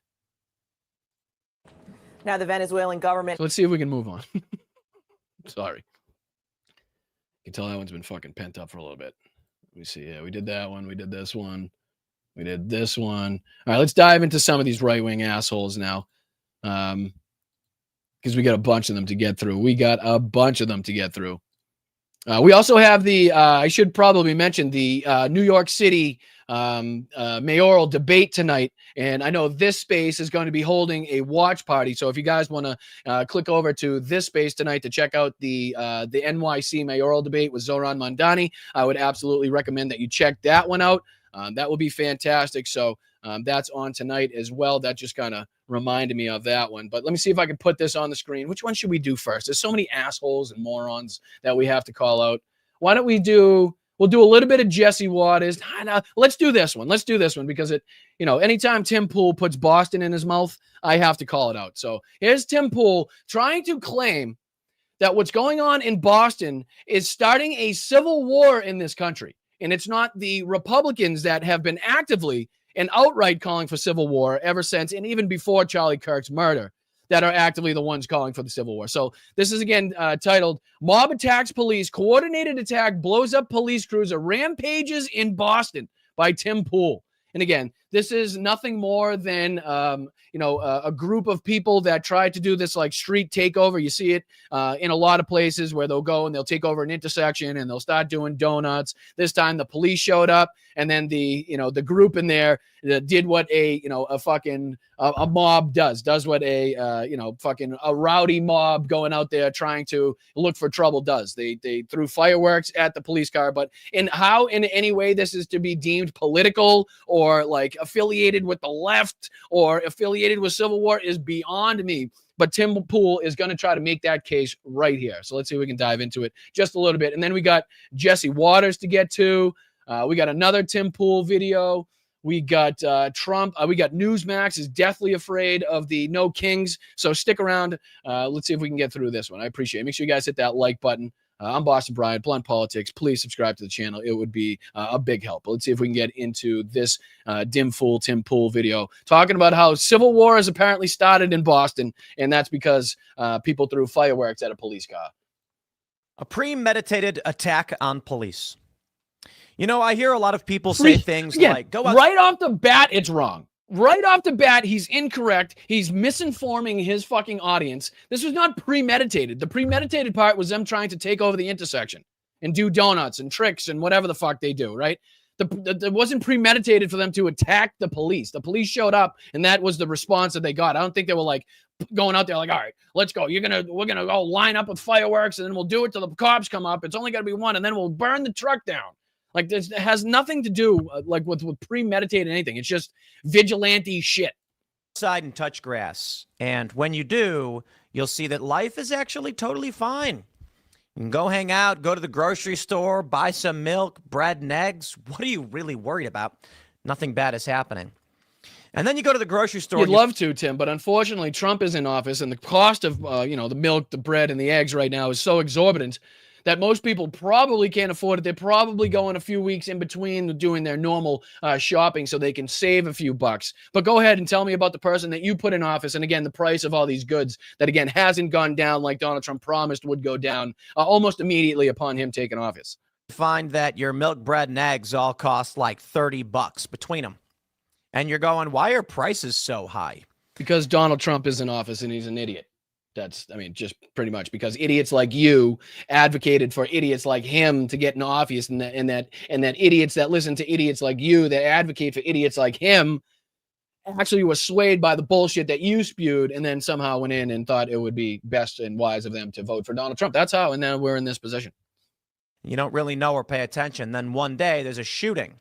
Some guy you watch on the internet periodically is now dead, killed by somebody else. Oh, I love it. I love it. I love it. I love how he's going to somehow tie a police car in Boston going up in flames because somebody shot a firework at it to Charlie Kirk's murder. I mean, I didn't think that was possible to somehow put civil war, a group of fucking people, vigilantes trying to go out and do donuts in the street that shot fireworks at a police car with Charlie Kirk's murder all in one video is pretty impressive, I must say. Nothing to do. It's all bullshit. Has nothing to do with today's political atmosphere. Has nothing to do with any of the policies that we're talking about or any of the things that Tim Pool is talking about. But to be able to put that in a single video is pretty good. I'm talking about Charlie Kirk, of course. I'm not trying to be dismissive or derisive. The point I'm making is that for the average person who doesn't pay attention to these things, they are affected, and they don't know why. And the meme that I think really exemplifies this was during the... Don't you guys feel affected by that Boston police cruiser being set on fire?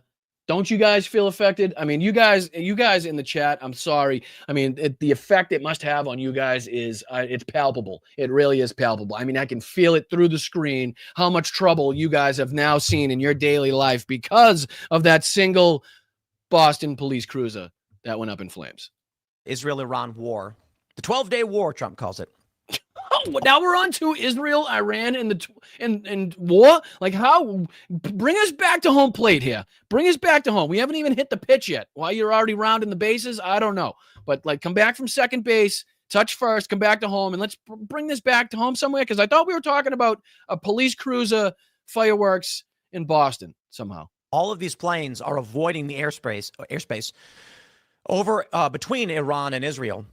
Except for one, I think it was an Emirates flight or something like that.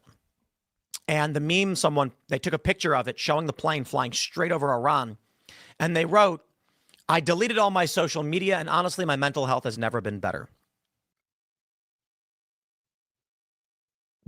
What the fuck are you talking about? What are you talking about? Now we're on an Emirates flight hearing about a meme about somebody who deleted social media and now their mental health is better. You know why? I doubt it said social media. It probably says I deleted my subscription to Tim Pool's IRL and fucking my mental health has never been better is probably what it said. But I'm lost. I'm all of a sudden I'm lost. So it is a struggle and a challenge every day. As I'm going through the news, as I'm seeing the arguments and seeing what's going on, seeing the reaction from Trump, seeing the reaction from prominent personalities, and then I see what? The reaction to what? What are we talking about? The kid's meme? Are we talking about the Emirates flight? What are we talking about? Because are we talking about Israel, Iran? Because you just brought up so many goddamn things. Nobody knows where you're landing this plane. a story like this, and I'm just like, at what point do we need to actually shut it off and get the F out? I don't know what that means. Again, I don't know what that means. Shut it off and get the F out. Shut what off and get the F out of where? I would love you to shut this off, but then I wouldn't, because as I said yesterday, that would cost me a lot of content, and you are just like a free content machine, and I love it. So I wouldn't want to shut you off, but maybe get you the fuck out of the United States, because you can stream from anywhere. I mean, let's just be honest. But I mean, to not have you around probably would be a little better. I'm not going to lie. But I don't know where this is falling in line with, again, this group of people in Boston that shot fireworks at a cruiser that ended up setting it on fire. So please, again, bring it home, Timmy. Comment and let me know. Honest question. There's a period in every revolution, civil war or otherwise, when people basically just say, it's time to leave. I've had this conversation with many people, and last night I was talking about on Timcast IRL, probably something I shouldn't talk about, but whatever. I wear my thoughts on my sleeve, you know. Yeah, I will wear my beanie on my head. Not be returning to Chicago anytime soon. Oh, jeez. Oh, my goodness. Chicagoans on the chat, I am so sorry. Did you hear that? Tim Pool said he's not coming back to Chicago anytime soon. Are you guys going to be okay? Are you going to make it? Shall I send a gift basket? Oh, the economy in Chicago is done for. What are we going to do? It's going to be like Portland. It's just going to burn down. Oh, man. I hope this isn't going to spread throughout Chicago. This is bad news for Chicago. Tim Pool is, he's not going back. Oh, boy. Go for the holidays. It's where I'm from, but I won't go there because in 2012, police tried planting drugs in my vehicle with my associate. Oh, wait, what?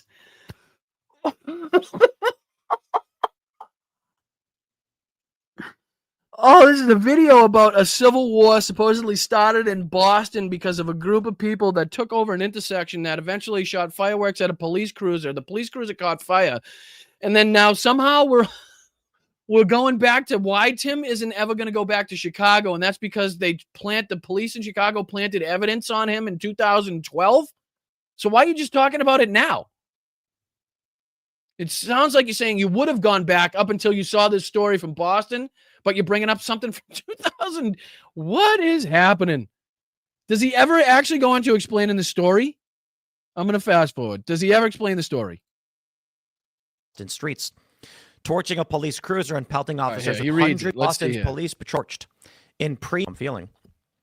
All hell broke out in Boston as police cruiser torched in premeditated attack on cops. The president of Boston's Police Patrolmen's Association has responded after a violent mob of over 100 people unleashed chaos in Boston streets, torching a police cruiser and pelting officers with fireworks cones and poles in what witnesses called a riot-like assault on law enforcement. Here's video. A Boston police cruiser repeatedly hit with fireworks and set on fire. Investigators say dozens of people were involved overnight in what they're calling a targeted attack. Good evening. A targeted attack is hilarious to me. This is the scene, right? So this is, let's see, right here. So you've probably seen this before, right? An intersection, bunch of cars stopped, people blocking the road so that a couple idiots can go do a couple donuts for a couple minutes, and then they take off. Stupid shit, I admit. Fucking dumb shit. People get hurt all the time in these things. Not only that, but it blocks up traffic. It's moronic shit. I understand. Totally get it. But to in any way suggest that this was like premeditated in order to lure the police out so they could shoot fireworks at them?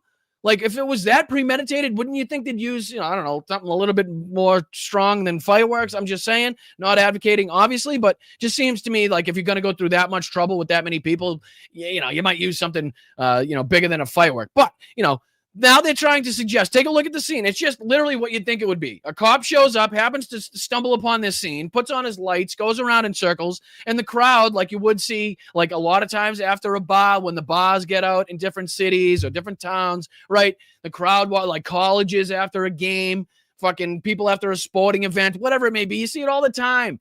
People just, they end up being stupid. They have alcohol in them, whatever it may be. Throw a cones. They had fireworks. They shot it. One got inside, caught the cruiser on fire. I mean, to call this like some premeditated start of a civil war politically is just laughable. Like more than laughable. I wish there was fucking a better description I could come up with to describe how laughable this is. And Tim trying to use it as such is laughable as well. But let's see if we can go on, because that was his nonsensical rant there. I don't think he brings up any better points in this situation. He just basically plays the video. What's he say afterwards? Yeah, they came. This is what he wants everybody to believe. They came with a plan to attack officers and they executed it. Okay. All right there, Chief. All right. Let's dive into a couple of these smaller videos here. We'll get these out of the way, and then we can see if we can end on Jesse Waters, who was an absolute dumbass. Now, this is Rob Finnerty, and I just want to recognize how desperate, how scared, right? How unbelievably fearful these people are of the No Kings rally, of people showing up to protest this government, of the sights and the optics of just how many people. Like when he talks about there's 40 separate rallies in one state alone, like you can hear the concern in his voice, as we talked about yesterday in this ridiculous fucking plan now that Donald Trump has to launch missiles from a ship offshore into Camp Pendleton in order to like shut down some of the I-5 here, to disrupt some of the No Kings protests that are going on. Only this administration would be dumb enough to try to disrupt a protest in a way that is only giving people more reason to protest again. But here's Rob Finnerty of Newsmax, and I just want you to hear the concern in his voice, how he's trying to get you to believe that this is all going to be just nothing but violence and, Antifa paid protesters out there, just beating people, and that, Chuck Schumer's calling for violence. He's calling for not only a strongly worded letter, but also an uprising. Let's see if we can check this out. Please make sure you hit that like button again. If you like what you're hearing, if you like what you're seeing, I'm Boston Brian. This is Blunt Politics. Make sure you subscribe to the channel. And again, there's Venmo up in the corner. You can become a channel member just underneath me. There's patreon.com/Boston Brian. And you can send a super chat or super sticker. I would really, really ask for your help in your assistance in this fight. If you're in the position to do so, I would ask that you think about contributing in either of the ways that you can. And I very much appreciate it. I know it's difficult times, as we've been discussing, and that's why I don't want you to if you're not able to. So thank you, guys. I appreciate it. And let's get into again. This is just a short video. It's only less than 3 minutes long, so we'll get through a couple of these, and then we'll get on to Jesse Waters. Let's see if we can dive into Rob Finnerty here, making sure everybody knows just how frightened of you, of your voice, of your power, the Republicans really are. Let's check it out. People should be forcefully rising up against this, speaking out against it. Okay, so that was the most prominent elected Democrat in America calling for a forceful uprising. Those Correct. were the No, we heard him. We heard him. Probably some of the most forceful rhetoric that fucking Chuck Schumer's ever come out with in his life. And it probably slipped up. I guarantee he didn't even mean to fucking put it in those terms, but I'm damn sure glad he did, because that is exactly what we need. A forceful but peaceful uprising. One that gets our message across, shows just how fucking angry we are, but also stays within the lines and doesn't give these Republicans anything to feed off of in terms of, violent acts or, even in these terms, property destruction, anything like that. We want to make sure that we do everything by the book. We don't give them anything to hang their hats on as far as corroborating any of the bullshit rhetoric and any of the bullshit talking points that they've, put up in the public sphere in order to depict what Antifa is, or the people that will be at the No Kings protests all around this country represent. So again, forceful but peaceful in an uprising, absolutely. So I'm all in. Thanks, Chuck, for fucking up. I know you did, but I appreciate the fact that you did. words that he used. The last time we saw a forceful uprising in this country, the Confederacy fired on Fort Sumter and the Civil... I'm sorry. Are we totally blowing past the entire civil rights movement? I don't know. Are we even going to blow past the George Floyd protests? Because those were civil uprisings as well. So why the hell you automatically go back to the Civil War to give an example of when the public, the citizenry of the country banded together to, rise up against autocracy, authoritarianism, dictatorial rule. You don't necessarily have to go back that far. But, again, they're desperate to bring up civil war. This is no different than what Tim Pool's trying to do here. And every little thing that they can possibly tie to, violence or civil war and tie it to Antifa or the No Kings, that's exactly what they're trying to do. War began. The left are calling for that again. We're serious. And we know that, as you can tell by these the violent rhetoric on these signs. Not my president, never a king. No war, no kings. Fuck ICE and no kings. Now, any one of those signs that you could have, spent any number of hours going through, sifting through the protests to find any number of signs that may have actually called for something that may have, crossed the line. These are the signs that the Newsmax fucking production team decided to come up with to depict the proclamation of civil war. No war is literally what it says. No war, no kings is the fucking most prominent sign that you can see in here. No kings. Not my president, never a king, and fuck ICE. And that's, again, how stupid Newsmax is, how dumb the production team is, or how they love to make their, anchors like Finity and Greg Kelly look like idiots when they go on air. Because nothing in this picture depicts or, corroborates or confirms anything that he's trying to talk about. And they made the graphic. They had all the opportunity in the world to even change the signs themselves, and they couldn't even be smart enough to do that. Multiple people right now are probably rolling their eyes. You roll your eyes when you hear about stuff like the No Kings protests happening again this weekend. But just remember that sensible people rolled their eyes in 1860 as well. You see what he's trying to do? So he's trying to equate this to, again, it's the activities of the Civil War. This is an uprising to go against the fucking South or you know what I mean? As opposed to an uprising against the government, against the regime, right? Against the people in charge.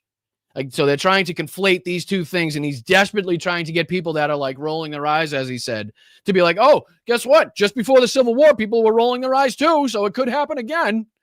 We're going to go to war with America, right? That's what they thought. And 700,000 Americans died in that war. The left are pushing for something to happen, something violent that they can then use to justify what they want to do next. See, they're dying to get this fucking theory across. They're dying to get this theme into the political zeitgeist, where the outright intentions of the No Kings protest are violence. So we must do everything we possibly can to make sure that they don't get anything to feed their fucking hungry stomachs with, right? No clips, no nothing. And I'm sure there's inevitably going to be the right-wing agitators out there trying to get this stuff to happen, trying to get these clips so that they can go viral, so they have something to point out. But we need to do our best to maintain, maintain control, maintain order, maintain peace, and to get our fucking voices heard for as long as humanly possible. Widespread civil unrest, Put another way, war. The original No Kings protest was 250 years ago. Americans decided they didn't want to live under the rule of King George III. They declared their independence and fought a bloody war for democracy. We've had 2.5 centuries of democracy since then, often challenging, sometimes messy, always essential. And we've fought in 2 world wars to preserve it. Now we have a would-be king who wants to take it away, King Donald I.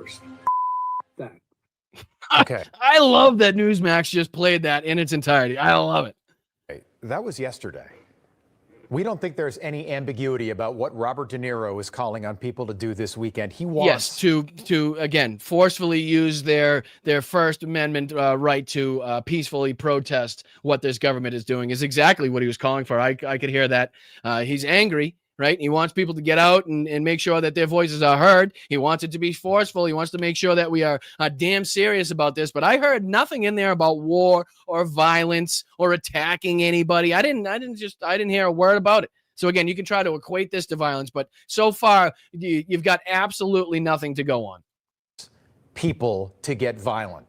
And thousands of people are going to take part in these protests on Saturday. 40 are happening in the state of Connecticut alone. You see how scared he sounds? Listen to this. He even reiterates it twice. 40 in one state. Like he's shocked. And he knows just how many people are going to show up and what that's going to look like. Listen to how shocked he is to hear how many are happening. I think he says Vermont. People to get violent. And thousands of people are going to take part in these protests on Saturday. 40 are happening in the state of Connecticut alone. 40 separate No Kings protests are happening in one of the smallest states geographically in the country. 29. Now, shouldn't that tell you, Rob, something? Shouldn't that tell you, Newsmax, something? Shouldn't that tell you fucking Republicans, conservatives, and MAGA fuckbrains something? Shouldn't that tell you that the power, the group that you call Antifa is much more powerful and much more numerical in stance than you even thought possible? Like, don't you now realize that there are more people against you than you could ever possibly hope to take out or defeat? 40 in one state, some of the smallest states, have 40 different No Kings protests planned, which is fucking awesome to hear, right? And they are scared to death of the power that you in the chat now hold. Because we call the shots. If we don't want these corporations to make money anymore, then we can shut them down. If we don't like what this government is doing, then we can shut the streets down. And they don't like that you now have the power and you're going to show it on Saturday, which is why they're trying so desperately to paint you as terrorists, to fucking shoot missiles into Camp Pendleton, to disrupt things. I mean, he is just outraged right now at how many people and how many different activities are actually going to be taking place on Saturday. And I fucking love it. Are happening in Rhode Island. They could all hold hands. And think about what these people are actually They can all hold hands. Protesting. If Donald Trump is a king, I'm telling you, he's got to be the worst king in American, check that, world history. Oh, Freudian slip. Freudian slip. The worst king in American history, he almost said. That's funny because I don't remember a king in American history. I think that's why we call it America, because we have no kings. Hence the No Kings protest. Little slip up there, Chief. After 9 months in office, Donald Trump has ended 8 wars. No, he hasn't. No, he hasn't. You're an idiot for believing it. You're a moron for even thinking that's fucking possible. And still no president has ended 8 wars. King in history that ended 8 wars. I also don't know any kings out there that would allow thousands of separate No Kings protests. Well, he may suck as a king, but that doesn't mean that he's not trying to accrue dictatorial and king-like powers. This whole fucking protest is to stop that from happening, right? So he doesn't have, true power yet, but that's absolutely what he's shooting for. And that's what we're trying to disrupt. That's what we're trying to avoid. So he may suck at trying to get that in your eyes, but that doesn't mean that's not what he's shooting for. To take place in his kingdom on a Saturday. It's just so ridiculous. On a set, like what's the significance of it being on a Saturday? Is it like historical knowledge that fucking kings didn't allow protests to take place on Saturdays or something? On a Saturday, nonetheless? Like, what the fuck? All right, let's see if we can dive into, because there was this other Newsmax One here from Greg Kelly where he decides to take on, is this where he takes on Obama? Yeah, Greg Kelly knows what Obama is guilty for and exposes it. And we only have to go through a minute of this, and then again we'll finish on Jesse Waters' dumbass and see what he has for his North Korea-like propaganda. But let's see if we can dive into this. This is Greg Kelly again, exposing and going after Barack Obama. So let's see how Greg Kelly does this. Let's see how he pulls this off. Greatness is at hand for President Trump, and his enemies know it. Yeah, because that peace deal seems to be going smooth as ever, ladies and gentlemen. Nothing wrong with that peace deal, as we've explained. You know, I mean, again, I don't want to hurt myself by patting myself on the back, but about a week and a half ago, we explained on this show that we were worried and probably predicted that Israel was going to use this whole, you know, deceased hostage thing as justification, as something to hold over this whole thing. But, you know, even above and beyond that, the fact that Israel had already killed several Palestinians. There's already been several accusations of violations of the ceasefire on both sides.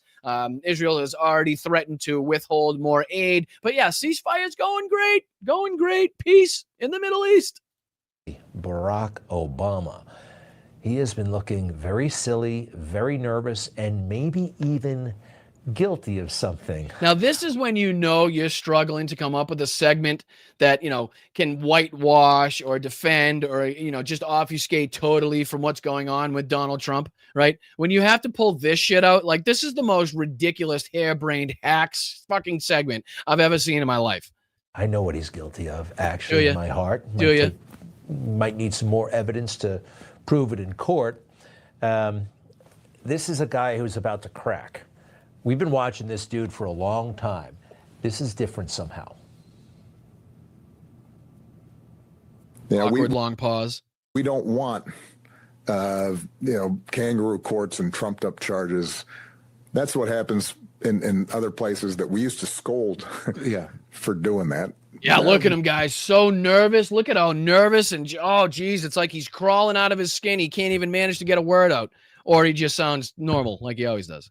We want like our court system and our Justice Department and our prosecutors to be, and our FBI to be just playing things straight and looking at the facts and not meddling in politics the way we've seen lately. The little the stuttering for the master communicator, right? He knows how absurd. He said later instead of lately. That is the sign that Greg Kelly was looking for Barack Obama's guilt. Now give it to us, Greg. You said you had evidence. You said you knew what he was guilty of. Give us the answer. It is. Everything he's saying should not happen happened because of him and his cronies. We have the proof every step of the way, and it was all fake. More on just how fake. So the proof is Donald Trump's mugshot, a couple courtroom sketches, and Donald Trump coming out of the courtroom. That's the evidence of Barack Obama's guilt. In a second, but this guy's got time on his hands, right? Showing up on podcasts. Yeah, he's a fucking retired president. That's all they have is time on their hands. Quite literally, all they have is time on their hands. He's, you understand that, right? That's how that works. And he's doing a podcast. He's in a relaxed setting. He's really not up in he's not in front of a podium speaking to cameras and like the world press. He's just chilling with Mark Maron, having a normal conversation here. And desperately trying to defend his legacy and explain this moment. And I think if enough people start not just being in a fetal position, but also not worrying about it and detached from it, but being vigilant, but also saying, you know what? Enough of this we can stand up to this. And in case Mark Maron is the comedian that kind of made headlines recently by not only calling out the people that were performing at the Riyadh Comedy Festival, but also kind of going after Joe Rogan and the Rogan sphere, comedians around him for kind of kissing his ass. I think there's a couple other moments that he's had recently, but he's made headlines a few times. Just in case people are wondering who this other gentleman was. We can call it like we see it. I had no idea what he's talking about, actually. For a guy who got there because he gave why is Greg always talk like this and then I have to lick his lips and shit. It, like, makes absolutely no sense. Like, he's like a fucking cartoon presenter. He's like a cartoon anchor, and somehow people watch it. I don't know who does, because Newsmax doesn't even promote his shit. Like, if you go on to Newsmax, like, he's the very last person on their playlist is Greg Kelly. So even they're not too proud of him. But let's see, because he says absolutely nothing. It's a useless segment, absolutely useless segment. But let's see if we can jump into this Jesse Waters here to kind of finish it out, and I'll let you guys go for the rest of the day. But this is Jesse Waters. What's the name of this one? Dems are sinking.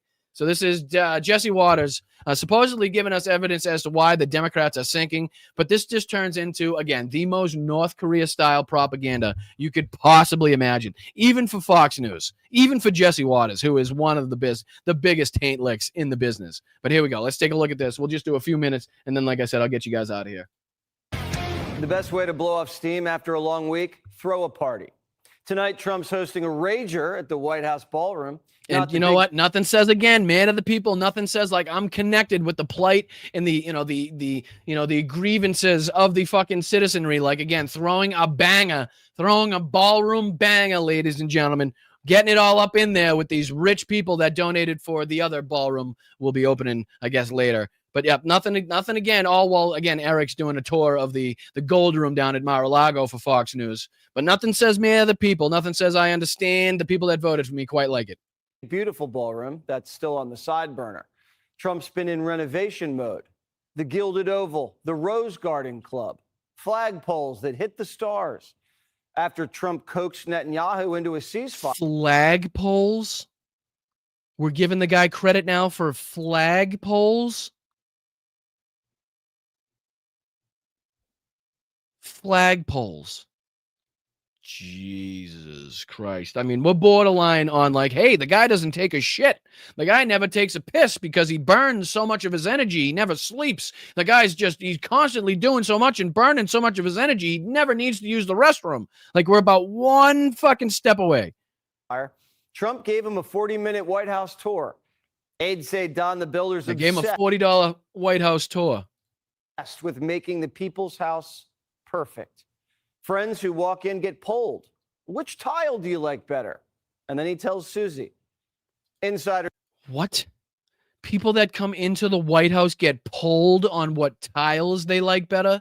Yeah, because I'm sure there's no other pressing issues that they need to get into. They need to tend to while their time is spent at the White House than deciding which fucking tile Eric needs to ship in from Europe to have sent in on an immigrant's back so that he could fucking hand paint it and put it on the wall. Woo! What's he say? He's stamping his legacy on the presidency, on the White House forever. No one can get rid of the ballroom. It will be difficult to take all of the gold away. Who would even do that? Well, hopefully the very next Democrat to get in office. We're either going to fucking tear that whole thing down, or we'll turn it into something more useful, or give it away to the fucking people, or do something with it, right? But God forbid anybody lets that ballroom stand with that gaudy gold bullshit. I'm pretty sure that'll be the first thing on the list to go, whoever gets into office. Say he's stamping his legacy on the presidency and on the White House forever. No one can get rid of the ballroom. It'll be difficult to take all of the gold away. Who would even do that? Is the next Democrat president going to be ripping out the poles, patio, and gold? Yes.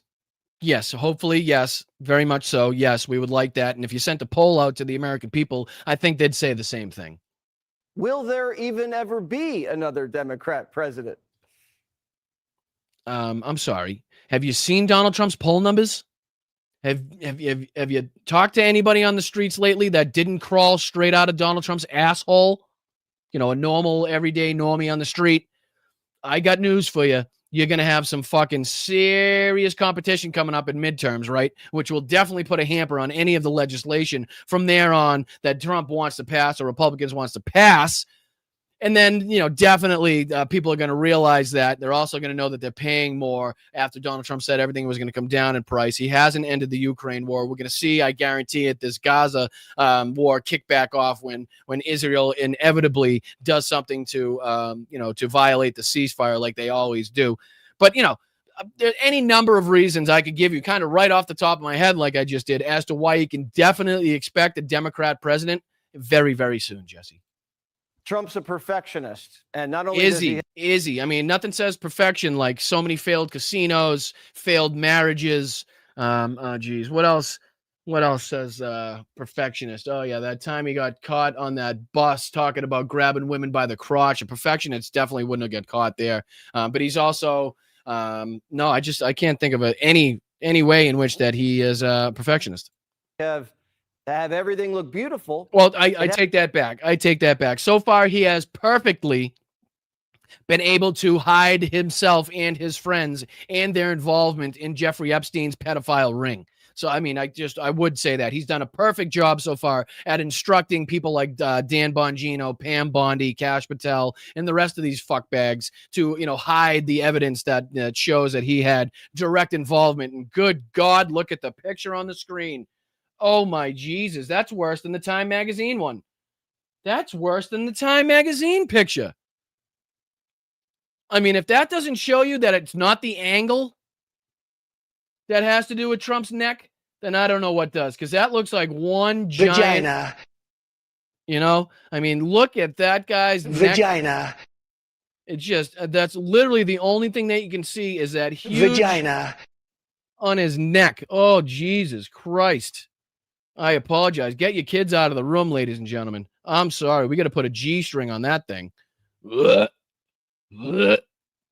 Jesus. Move the page. Move the picture. POTUS is installing new surround sound. It's been battle tested. Okay. Now, in all seriousness here, folks, we have Jesse Waters, who, to my recollection, as for taking over for Tucker Carlson, is probably the most watched, or at least in the prime time spot here on the most watched news network in the country. Okay. And again, with everything, we don't have to reiterate, with everything that we've talked about, Venezuela, Argentina, Ukraine, Gaza, ICE, Border Patrol, inflation, what's going on in this country.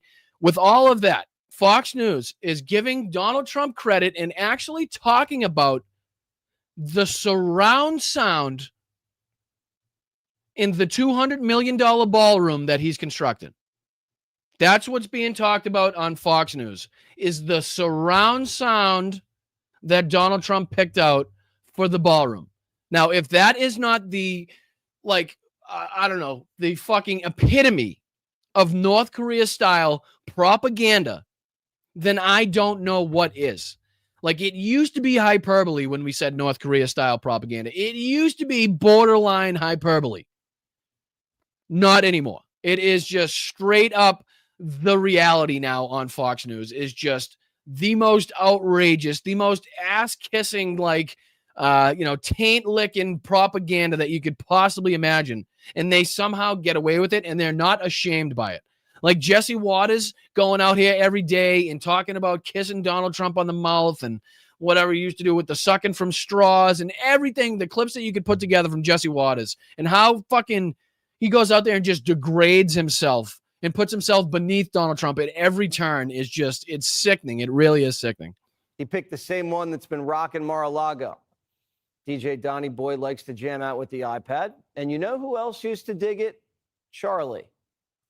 Remember Charlie down on the patio? He could sit there all night long. I mean, a big smile on her face here, right? Big smile. Remembering Charlie with a huge smile. Listening to this music. The president doesn't just let anything play. He's very particular. Artists are always... And now, not only are they describing and talking about the surround sound, but now they'll go into the playlist, ladies and gentlemen, in case you turned into Fox News to get some hard-hitting news coverage and some information on, today's happenings and what happened with the president and, geopolitics and, in this country domestically. You're not going to get it from Jesse Waters. Auditioning for singing gigs at 1600 PAF. Bette Midler not getting a call back. You never kissed the orange eyes. Never kissed the orange eyes. Oh, you never.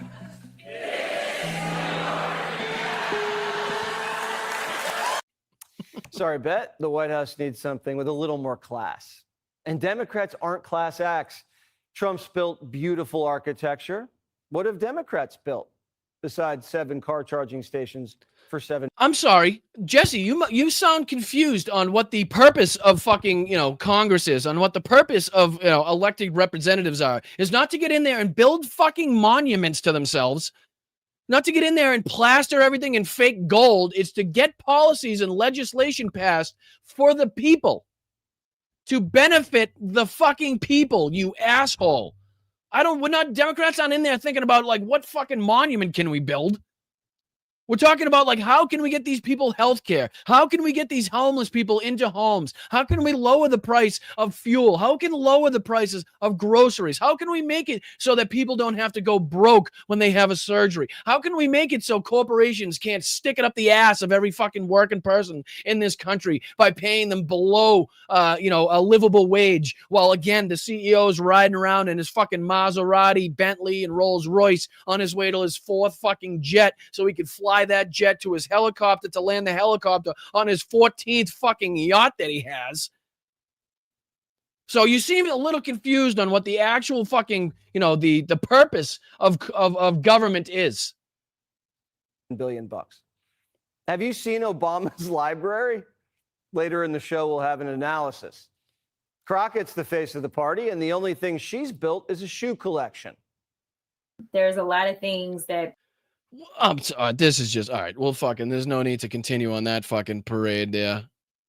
What else does he say? Let's go to the end and see how he wraps this out. I'm curious how he wraps it up here. Of his ability, but I still think he's our star. Haven't you heard? There's a new GOAT, Donald J. Trump. J stands for Jordan. Even the rage. Okay, you will do one thing for me, Jesse. I'm sorry. That's one thing you will do for me is keep fucking Michael Jordan's name out of your fucking petty bitch ass fucking beta mouth, okay? That's one thing I will not fucking stand for. You best keep fucking Michael Jordan's name out of your goddamn mouth. You do not compare the GOAT to this fucking asshole, okay? No goats compared to this sheep. I can tell you that much. So, Jesse, you better watch your tongue there, Chief. Cajun says 47's walking on water. You know what? He did it. And I think he looks, he deserves some credit for it. Right. Well, let's just talk about what did he actually do there, fucking James Cuntville. All right. Fuck this guy, too. I don't give a shit what this fucking Cajun bastard says. Let's just take a look at, because what's happened so far is basically the same thing that happened under the Biden administration as well. Because so far, all that's happened so far is hostage releases, right? Hostage releases also took place under the Biden administration when there was ceasefires negotiated in that as well. Because phase 2, we're so fucking far from phase 2 and like light years from phase 3 that it's not even fucking funny, right? So at this moment in time, he deserves fucking absolutely no credit. But besides doing exactly the same thing that was done in previous administrations, okay?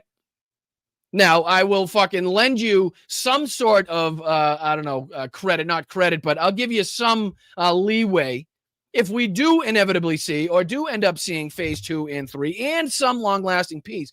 But I don't think anybody, especially now after seeing what we've seen come after this ceasefire, has any fucking confidence in that happening. So right now, we are no further, we're no better, no closer to fucking peace, even though there is some deal that has been signed, seemingly being reneged on at every single fucking point so far. But other than that, we're in a very similar situation and could easily find ourselves back in a fucking full-scale war very quickly here, as we've heard Donald Trump say with threats about disarming Hamas. We've heard Israeli officials like Katz and Smotrich talk about sending the IDF back in to destroy the tunnels, which is not part of the agreement. We've seen, I believe it was Smotrich talking about absolutely seeing Israeli settlements inside of Gaza, which again is not part of the agreement. So again, let's not fucking get ahead of our skis here. Let's not go too far. Right? So James Cunfield can fucking take a hike for all I care. Fucking that piece of shit. All right, let's see. I'll let you guys go. Let's see if we can get into thanking some people. I really do appreciate you. I think we've had some great shows over the last couple days. I would like to talk to you guys just a little bit before I let you go about trying to help this show expand. I know it's a lot of you guys are doing a fabulous job. You do everything you possibly can, whether it's sharing on Blue Sky, contributing financially, whether it be liking, sharing, subscribing, all of that stuff. You guys do an amazing job. But I just ask people that may not regularly share the show out, or may not regularly post, or like or share or subscribe, to try to do those things. We're trying to build our community here. I would love to see it grow at a faster pace, but I know we're trying to do it organically here, which is a lot different than a lot of these other spaces are doing. I'm trying not to use any leverage in order to gain. I want to do it the right way, the real way. I wanted to make sure that it's through real people with real activism, people that actually enjoy watching this show. But I would like to remind you that I cannot stay on and do this. I am not able to do this. It is not a possibility without the help and support of you guys. So not only do I really appreciate everybody that continuously supports this show, but I would just ask people that may not regularly do so to maybe think about getting a month subscription. You don't have to do it for a long period of time, but just chipping in here and there goes a long way, because it's a struggle. I'll be very honest with you, as I always am. It's not easy. It's not easy to build a platform. It's not easy to grow a platform. It's not easy to get people to watch you, and it's damn sure not easy to get people to support your channel, especially when you're just starting out and you got a low subscriber base. That is the hardest time. So I just would ask you to think about, if you haven't, or if you don't usually, to think about sharing the show out, or if you don't normally, think about contributing $1, or if you haven't yet, think about signing up at patreon.com/BostonBrian, or a membership just underneath me for less than $3 for a month. It goes a long way, and it would really, really help, because I'd like to have the most talking power, the most power that we have in this community going into midterms, so that we can really affect some change, so we can really sway some people, and maybe get involved in some bigger shows, get some spots on some other shows, so we can really build our platform here. I'm very happy. I'm very appreciative, and I'm very fond of the community that we have built here. But let's do our best to see if we can build on that community, build on what we've started here. But again, I really appreciate everybody who does take the time, all the time, to continuously show appreciation, show support, and and contribute financially. But let's see if I can get into shout outs here, see if anybody was nice enough to reach out on Venmo today. Let's see here. Oh, Teague, thank you so much. I appreciate that. I really do. Thank you, Nancy, and thank you, Teague. Again, you guys are fantastic. Anybody that reaches out, again, it's very easy to do so. If you have Venmo, you just take a picture, send you right there. Really, all I ask is $1 or $2. Nothing more than that. It doesn't have to be anything substantial. I'm not trying to put you in a hole. I don't want to take food out of your mouth, and I don't want to take clothes off your kids' backs. You know what I mean? So that's why I always say, if you're in the financial position to do so, please think about contributing to the show. Please think about sharing it to some other communities. Talk about it in other chat rooms. It would be great if we could start getting more and more people into this space, because, it's difficult. It's not easy. And again, it's only with your help that I can do it. So that's why I'm asking. But let's see if we can get into the fabulous people here on YouTube as well. Chris had a big day. Chris, I appreciate you, brother. Congratulations, and shout out to you for being here for 3 months. Thank you for the contributions as well. Overthrow the government by voting is a great, great slogan. Thank you so much for your contributions as well for here. Shout out to you for the $10. No Kings, 1018. Everybody get out there. Please get out there and show your support. Show your appreciation for democracy and your anger towards this administration. That goes for Mark as well. Thank you, Mark. Shout out to you. Is McDonald's making an Olive Garden theme park? Please, Boss Brian, start saying what you think. I appreciate you, brother. And as you know, we don't hold back here in Blunt Politics. Thank you, Bethany. I appreciate you. Shout out to you as well. Shout out to Cadillac for the 10 gifted memberships. That's amazing. Thank you so much for not only your kind contributions, but for including other people in the chat as well. Make sure we're thanking Cadillac for those 10 gifted memberships as well, if you received those, or even if you didn't receive those. Tanya as well. Thank you so much, Tanya, for the gifted membership. Shout out to you. Shout out to Stoneflower Dragon. I really do appreciate that. And shout out to you for the 5. His legacy being the worst piece of shite that ever inhabited the White House. Absolutely agreed. And to round it out, thank you so much, JD. I appreciate you, brother, for the 99-cent contribution to the swear jar. Big day. I appreciate you guys. Thank you so much for your kind contributions. But again, it's just I don't know. I feel like I went back and looked at some of the numbers that we had coming out when we were first starting here, and I don't know. I don't know what to make of it. We were kind of regularly pushing the 4,000 to 5,000 view mark in all of these shows, with regularly, close to 1,000 people watching live. Now, I don't know if I just am that shitty. I don't know if I suck that bad, if I'm that like non-entertaining or just like tough to listen to that we've, gone down that much. But I don't know. You guys, I want to ask you guys and leave a comment on these chats, on these lives, what you think I can do to change, what you think would make the show better, what you dislike about the show. Give me kind of some feedback, some pointers on, what you think I can do to, maybe bring more people into the space. And again, make it so it's, I don't know, more viewable or whatever the hell you guys think I should be doing. But clearly there's something that I'm doing. Clearly there's something that I'm doing wrong, and I would like to know what it is. So please give me whatever feedback. Let me know what you guys think about the show, and I will see you guys Sunday. I really, really appreciate it. Let me know. Hopefully, maybe tonight as well on this space. Make sure you're checking out this space tonight for the New York City debate. I might be popping on for a couple minutes there just to say hi to Matt and see what's going on for that watch party. So I appreciate them doing what they're doing. And then for Saturday, make sure you're taking film. Taking film. Make sure you're make sure you're taking video. Make sure you're out there taking pictures. Post them on there. Tag people. Make sure you're staying safe, please. Make sure you're keeping your head on a swivel. Be with a group, right? Make sure you're taking all the precautions and necessary precautions. Stay towards the head of the pack. Don't get left behind. Try to not be in the bad areas when the sun goes down. Know your areas, know your surroundings. I appreciate you guys. I thank each and every one of you for watching, for contributing, for fighting for democracy, for getting out, for staying loud, staying proud. Get your signs ready. Get your costumes ready. Let's do this. All right, ladies and gentlemen, I appreciate you guys. I'll see you Sunday so we can recap what happened on Saturday. I'm sure there's going to be a lot to talk about. So make sure you subscribe to the channel. Please like it at the very least. That way you can let the algorithm know that you enjoyed what you were watching. And again, a lot of people watch and do not subscribe. It's free to do so. Please leave a comment on the video after it posts. Send in emoji in the chat. It would be fantastic. All of those great things go a long way in helping this podcast. I would very much appreciate it. I do. I'm looking for your help. I'm looking for your assistance. I'm looking for your feedback on what I could do to make this a better experience for you guys. So I appreciate it. I'm trying to do it the best way with nothing hidden behind a paywall. It doesn't cost you anything to watch this. I do ask that you contribute just to keep the show running. But I appreciate it. I'll see you Sunday. Thank you to everybody that are the OGs, the Patreon community, the members here on YouTube, the people that are always gifting in the chat. You know who you are. I appreciate every single one of you. And I will see you Sunday. All right. Thank you, guys. I'm Boston Brian. Kick ass. Be safe Saturday. Please be safe. Get out of your seats. Get into the streets.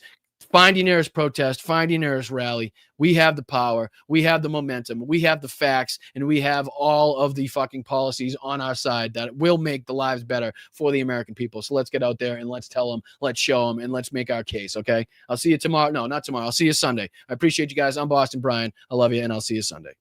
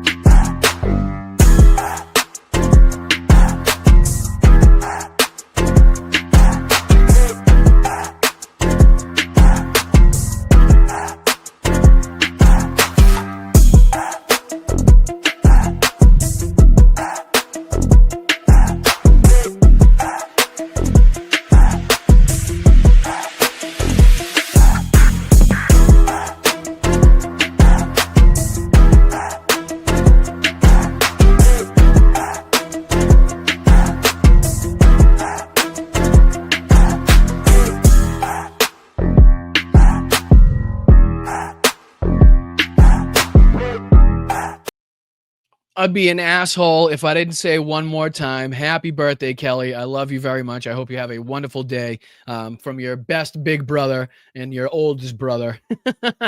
Just kidding. Tim's not going to be happy that I said that. I'm only kidding, Tim. I'm only kidding. But from your brother, your big brother, Brian, I appreciate you. I love you, and happy birthday, Kelly. Hope you have a great day. Thank you so much for your support, and I'm very proud of you for everything that you've accomplished. And yeah, I appreciate you. Happy birthday. I'd be an asshole if I didn't come on at least one more and say that, right? Come on. You know.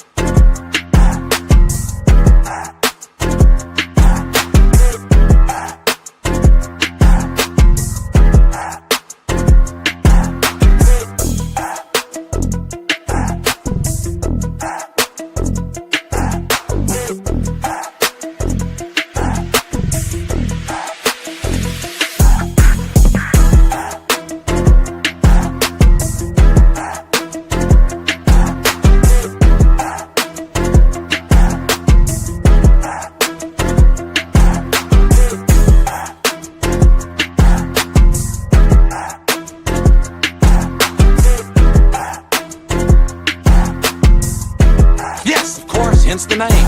Movement, it moves a certain distance, then it stops, you see. A revolution gets its name by always coming back around in your face. You tried to kill me, you son of a bitch.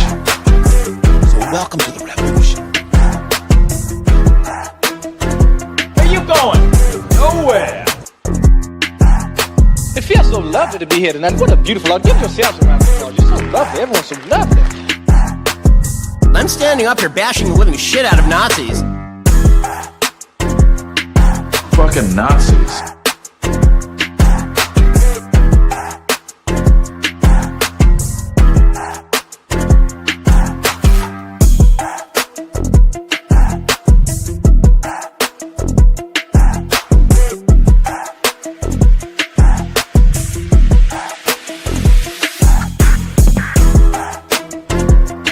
The big, fat, sloppy United States.